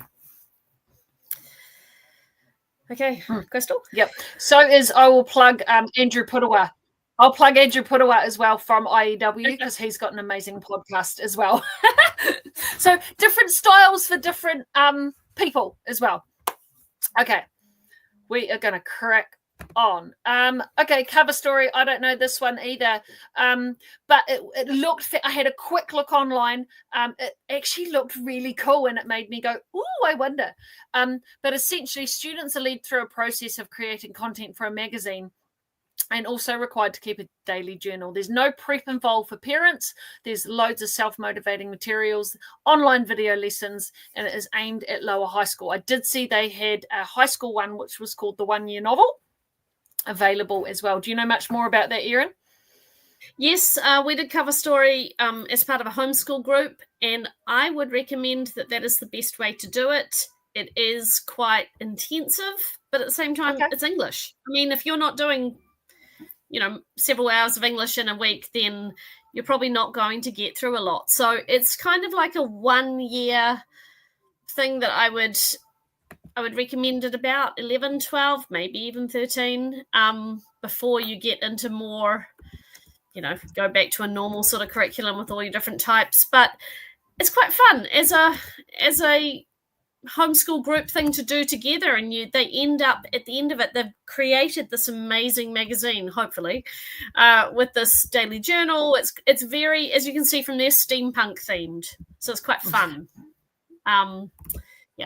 That's all I can say about that, really. That sounds cool. I might have to have a look at that for my kids. We need a bit of a switch up. Okay, so we are going to crack on into science. So science covers so much of different aspects of our world. However, there aren't huge amounts of science curriculum available at high school level. Well, not that I know of. And a lot of them are Christian, as you are about to find out. So Apologia, this is a very popular one. It's been popular for years in the homeschool the Christian science curriculum. It is very in-depth and comprehensive. The textbooks are quite conversational style, and then they have the notebooks alongside them for your students to fill out. And it's not just fill out the page. There's cool activities, and you can draw, you can do photocopies, you can do research, you can do poetry, it's very open to what your child enjoys, in what way they want to put down their science information. For the years that we're looking at, you'd be looking at general science and physical science. So general science is your year 9 and physical science is your year 10. And then there are, it branches off into biology, chemistry, and other subjects, and gets very narrow and very specific. that is available from us. Hang on, I've got to get the right button to move on to the next slide. Oh, sorry, folks. Okay. Berrien Builders. This is one, I pulled this up after Apologia because those that know the history will know the history between these two companies. But it's another Christian Science curriculum, and it teaches using historical chronological base. The lessons all start with hands-on activities. It is written by the Wiley. He is the original author of Apologia. Apologia have since been updating their books, so he is no longer the author. So he has written his own science curriculum. I haven't used it and I don't know a lot about it, but I know that it sounds pretty good from what I have heard. Science workbooks. Novia Science, this is a new one that we've brought in here at Engaging Minds. It is a classical approach to science. It has a kingdom perspective, another Christian one. It's not overtly Christian, however, like your Apologia is. So they are a Christian company, but it's not, if I say in your face with scripture, there's no offense intended at all, but this does still come from your kingdom perspective. It has wonder and integration and mastery built throughout. So it's not just talking about one subject at once. It keeps bringing in and it interweaves the subject all together. So you look at the subject as a whole rather than just as individual topics. There are textbooks available with student companion books, and there are a whole lot of digital support resources available. So if you tend to lean towards classical approach to your homeschooling, this could be a science one for you to see if it will fit your family. Goes right through to high school as well. Science Online, these ones are where I need a little bit of help from Erin because I don't know a lot of the online world. Sorry? Oh. Amoeba Sisters. I mean, if you want a fun video that explains high school biology, this is your go-to. This is my go-to when I teach biology. ASAP Science, also very good. And the Science Learning Hub for New Zealand, videos and explanations, all of that, excellent. Just an addition in there for curriculum resources, Secular Science for Homeschoolers.com will give you a big list of science curriculums, mostly American-based, but Secular Science for Homeschoolers.com if you want non-Christian science workbooks. But then, of course, you've also got the kind of books that New Zealand schools use, and you've got the Cambridge workbooks. They will be from a secular, science without any Christian input at all. YouTube channels, Crash Course Science, Mark Rober. I mean, if you've got boys, you probably have heard of Mark Rober anyway. Mythbusters, getting a bit old now, but still great. Horrible Science, Slow Mo Guys, they're all really good, and there's a lot of online stuff. Natalie Thomas is a homeschool educator that's been around for, she's been homeschooling for a long time and then teaching online, and she does courses. She's also offering some Cambridge courses, and I do biology, year 9 and 10. I am doing a year 10 physics class this term, but I will not be repeating it. It is not my subject. So I focus on biology. And thankfully, we now have Natalie Thomas who is offering chemistry and physics, which is great. So there's some online options.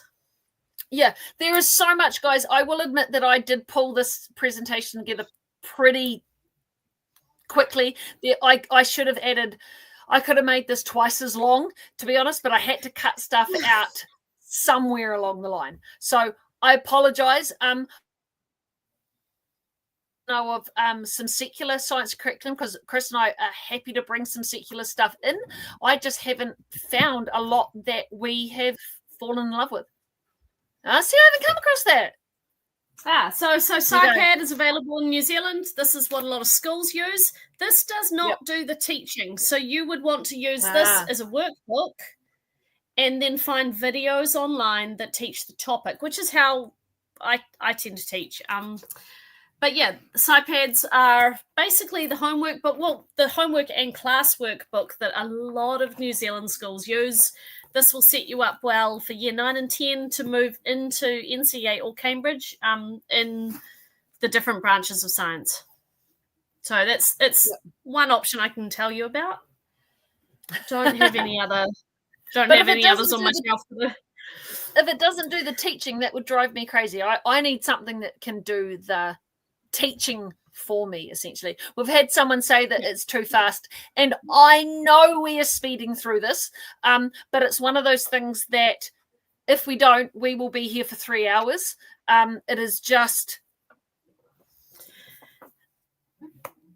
one of those things. There's so many options. There's a list.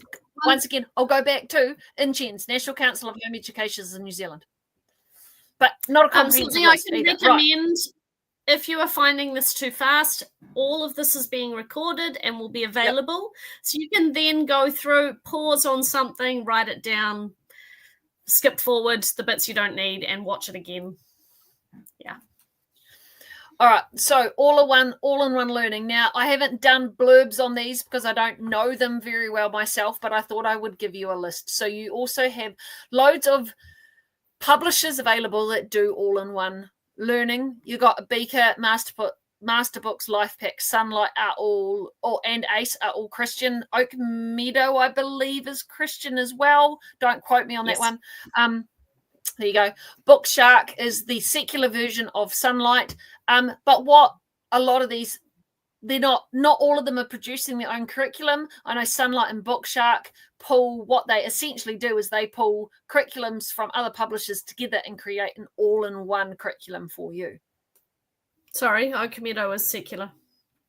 Ah, there you go. Okay, very American based though. Any of these, if Easy Peasy All-in-One Homeschool was online.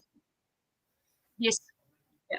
I was just going to say, if you're thinking, if you're looking at year 10, 11 and moving into a secondary pathway in New Zealand, you just need to be thinking about that before using all-in-one learning at that level, simply because you need to be looking at your curriculum, like Krystel said at the very beginning, and where you're going with it. Whereas if you're intermediate, these could be really, really great options.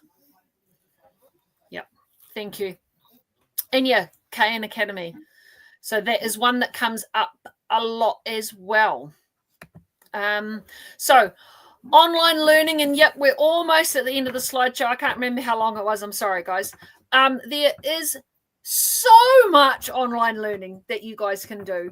It's just whether if you want to, I guess, piece together a curriculum for your kids. I know that would drive me absolutely insane into levels of anxiety that I don't want to feel if I felt I had to piece together my kids' education. But some parents can do that, and you can, and it's a lot of fun. We Crash Course. If you haven't come across Crash Course, if you think Erin and I are flying things through fast tonight, have a look at Crash Course, because it really is a crash course. But they do every topic imaginable, and it's quite fun. I've gotten a lot out of it if we know the topic already, but if it's a completely new topic to us, I find it way too fast. TED Talks, we've used those previously. Most people know about TED. There's some incredible subjects. Study Time Coda NZ. I don't know a lot about that one. That was one on your list, Erin. Yep. But it did look really cool. I had a look at that.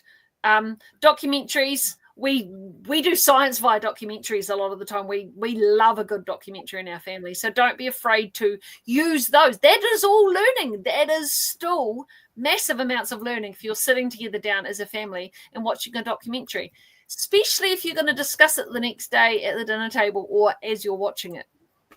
Audiobooks from Audible or the library or many other places that you can get audiobooks. Still all learning. Pinterest for ideas and resources. Just time on Pinterest like I do. But it is fantastic. Yep. I was just going to say, I've just added into the chat here. BBC Bite Size is really, really comprehensive and excellent in terms of online videos, online teaching, and some practice work. The videos, however, will not work unless you have a VPN that works for England. And I don't understand what I just said, but I know that it's true. So VPNs, and you have to patch into the UK somehow, but the rest of the website works, and it sets you up. It's the UK's curriculum. It's what they all use during lockdown. So Wow. It sets you up really well in terms of IGCSE and Cambridge, but it's also really good for everything else. So if you want to find a particular topic, I love using it. I loved using it for my kids at primary level, but it's intermediate, high school as well. And if you can get someone computery to switch that VPN thing over, you get the use of the videos. Sometimes they're on YouTube, but otherwise having the videos and the games available is also really, really good. So yeah. Thank you. Carissa and has that's why added Erin's in there, here with me tonight, because she knows a whole lot of stuff I don't. Carissa has added in the chats, if you're using an American curriculum, the best pathway is GED. Absolutely. The GED pathway, SATs and GED, is an American setup. So we can do it in New Zealand and we can get into university with it. And it, of course, suits Americans because it's an American pathway. So using an American curriculum then leads into that. Whereas I would recommend, and we'll talk about this in the secondary pathways talk, but if you're wanting to do NCEA, which is New Zealand, or Cambridge, which is UK-based but available in New Zealand, then you should switch over at high school level or year 10 or year 11 into doing something that is specific for that. And making sure that whatever curriculum you're doing at year 9 and 10 leads into that, which, to be fair, most will. You know, doesn't matter what you choose for maths, they're all covering maths. It's, you know, maths doesn't change for each country. There might be a few tiny little gaps here and there where, you know, Americans don't do much statistics, or Cambridge expects you to do it this way and things like that, that you might want to be aware of. But it's still maths, same as it's still essays. So yes, you might want to make sure that you're switching at year 10, but certainly year 7 to year 9, anything that's prepping them for that, in my opinion, is good. Different people have different opinions, though. Someone said, what is the GED pathway? Come to the secondary pathways and you'll find out about that one. Yep. And I've popped up Shirley. So, well, Lime Feather Learning is GED. So if anyone wants to know early about the GED, have a look at Lime Feather Learning, which I've popped up on screen. But like Erin said, come to the Pathways talk, because Shirley is one of the presenters and you'll get to hear it directly from her. So I recommend coming. This is a really good question for the secondary Pathways talk, or for the final general, what do we call it? Talk, where we're all giving opinions. Can you switch from NCEA to Cambridge? You won't have started NCEA if you're doing year 10, or even if you have. Yes, I think you can. And the good thing is you'll get 2 different opinions on that one if you come to the secondary pathways. So you'll get to hear both and see what you think about that. So there we go. Yep. Would it be too late to switch? We're almost done. I know we're going to go a little bit over time, but okay. I'll back to you, Krystel. No, that's all right. I'll just let's finish, because we might answer some of these questions. No, it's never too late. Well, okay, it can be too late to switch to Cambridge if you're switching at sort of 15, 16. But we will answer that in the more in depth. Nikki will answer it more in depth in the Qualifications Pathway talk, which is Friday 7, I believe. Don't quote me on that one. I'll take that banner off. Okay, so where to from here? What path is your child likely to take? Come to our Pathways talk and we can tell you all about the options available to you. So you do need to start to be thinking about, when your kid is in their intermediate age, you need to be going, okay, where to from here? What are my options? This is your research stage. So what are my options available to me? And what one may we take further down the track? You are not locking yourself into any one pathway at all. But it is good to know what is available in New Zealand. I don't recommend people who have got a 5 and 6 year old for high school pathways, because they're not going to get there for another 8 to 10 years, and it is likely to have changed within that time. So the time to look is when your kid is at intermediate and lower high school, because then it is relevant for them. Where does your child want to get to? Do they need a qualification? So many careers now don't need a qualification, but they do need to have the foundational education to do what they want to do. So one of the things that my son did to be a building apprentice, to get a building apprenticeship, he actually spent a couple of years with Men's Shed. That's how he fell in love with building in the first place. But he had that couple of years under his belt. He was lucky enough to get under somebody and kind of mentor him. And that was one of the things that helped him get his building apprenticeship. So whatever your child wants to do, you need to be looking at tailoring their education now. And how are you going to tailor that education for them? How are you going to wrap that support around them and yourself to get your child to where they want to go? What lights your child up? What are they passionate about? It does not have to be necessarily academic. To be starting to broaden your child's horizons, which I know Erin's going to talk all about. And you need to be giving them loads of opportunities to find what lights them up, to find what they are passionate about. Probably cover all curriculum options. There is just far too many. But how you guys can do more research is in Chen's and Kathy Duffy reviews and talking on the Facebook groups and everything like that. So we have a few questions to answer, and we will answer them. So if any other questions that haven't already been asked, please do so. I know I have got a couple starred. I'll see what ones we have answered. Okay, this one here's a goodie. This was from earlier in the evening. Are there any curriculums in particular that are catered to dyslexic children, or perhaps known to suit them better? There most definitely are. So I can put my hat on here. So I know for a fact that Matthew C suits a lot of dyslexic children, and that is because it is hands-on. So the big thing about the Matthew C curriculum is that it is building blocks. You can make the math problem in front of you, and a lot of kids enjoy that process. And the books are also very black and white. They have lots of white space, not cluttered or confusing, and that can also help. Spelling and reading for dyslexic children, the top seller and the top one recommended is always All About Learning. That is for younger children. However, it's aimed at younger children. You can use it for older children. Sequential spelling is another one, and also IEW and I never put Write Shop in. We have Write Shop as another writing curriculum as well. That is because of the way that they present the questions. So it helps kids, because it's very, very clear what is expected of the child within that lesson.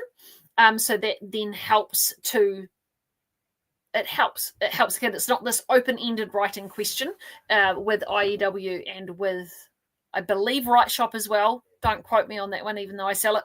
But that has helped a lot. Anything that you want to add, Erin? Volume, Erin. You're muted. Apologies, I've got noisy teenagers outside working on a car. We're both trying to do it. Best thing for dyslexia, which I put in the comments, is the Facebook page Dyslexia Support NZ for homeschoolers.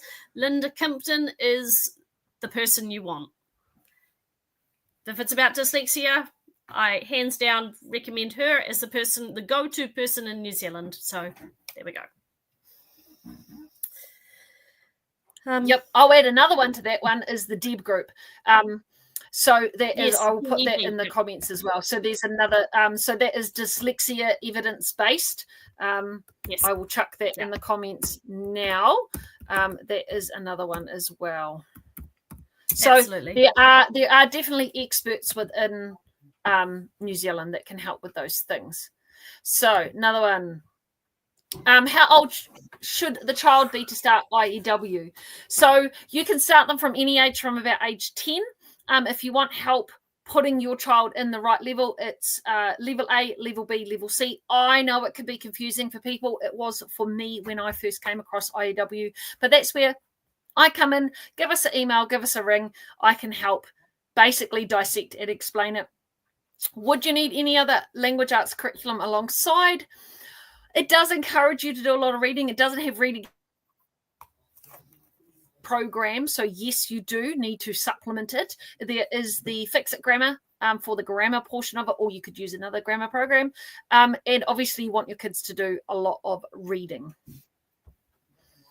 Yep, I can provide a reading list if people want it, but also just there's so many great reading lists around the place.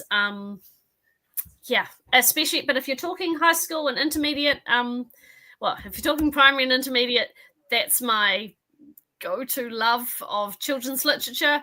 Once we get to high school, there's some really good lists and really, meaty books that they need to be, should be reading, able to read or listen to. Audio books is reading, in my opinion, and many people's opinion. No, it's not. Yes. But audio books is such a good way, especially if you've got, kids who don't want to read. You know what? It's a great thing to put in the car. Everyone listens to it and nobody can leave. Turn off devices, listen to audiobooks, put it on at nighttime when they're falling asleep, but then you miss chapters because you fell asleep. The car is brilliant. And if you get Lord of the Rings on audiobook, you can drive up and down New Zealand or completely around Australia because it's 81 hours long. And the language, you don't skim read it when you're listening to an audiobook. You hear all that amazing language. It's amazing. But it is 81 hours long. So that's a lot of driving. So there we go.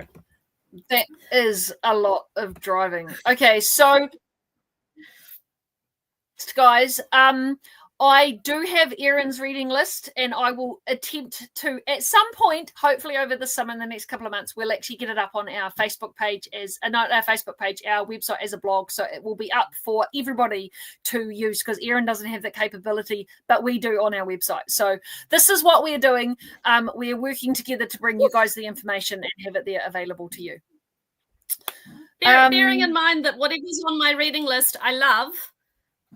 But then every time I look at it, I want to add more, and I can't because it's it just keeps growing exponentially. So there are so many more great books that aren't on there, but it is still a great reading list too. Yes, there's more questions loading in now, but I'm not sure that we've got time. We don't really. We did say we'd sort of finish at 9:15, and 9:15, 9:30. I figured that we had kind of 15 minutes fudge factor. We did. I have just paid, by the way, everyone $22 for an Uber for my daughter because I said, no, there's no way I can come pick you up. We do have more talks. That's fun. We have more talks. We've got, we will be able to answer questions later. Like if we don't answer them live right now, we can answer them later. So do put more questions out. But if you feel like you're getting missed out, that's okay. We can answer them at another time. Yeah. Anything else we want to cover, Krystel? I will be talking more about other subjects. I know Krystel's tried to cram them all in. My talk is on, making it broad, keeping it broad, expanding their world when they're 13, 12, 14. There's a lot that I'm going to talk about in terms of other curriculums and things. So, yeah. Yes. So please join us for tomorrow night and Friday night. And thank you for sticking with us. I really, really appreciate it. I hope you guys have got a lot out of it. So please let us know how you feel. Let us know how the platforms worked for you as well, if this has worked. We are learning here where this is new tech for us. I feel like it's gone reasonably well tonight, though. But yeah, please let us know so we can do again on Friday. And yeah, you guys need to support us if you want us to do this more, essentially. So sleep well, and we will see you tomorrow night.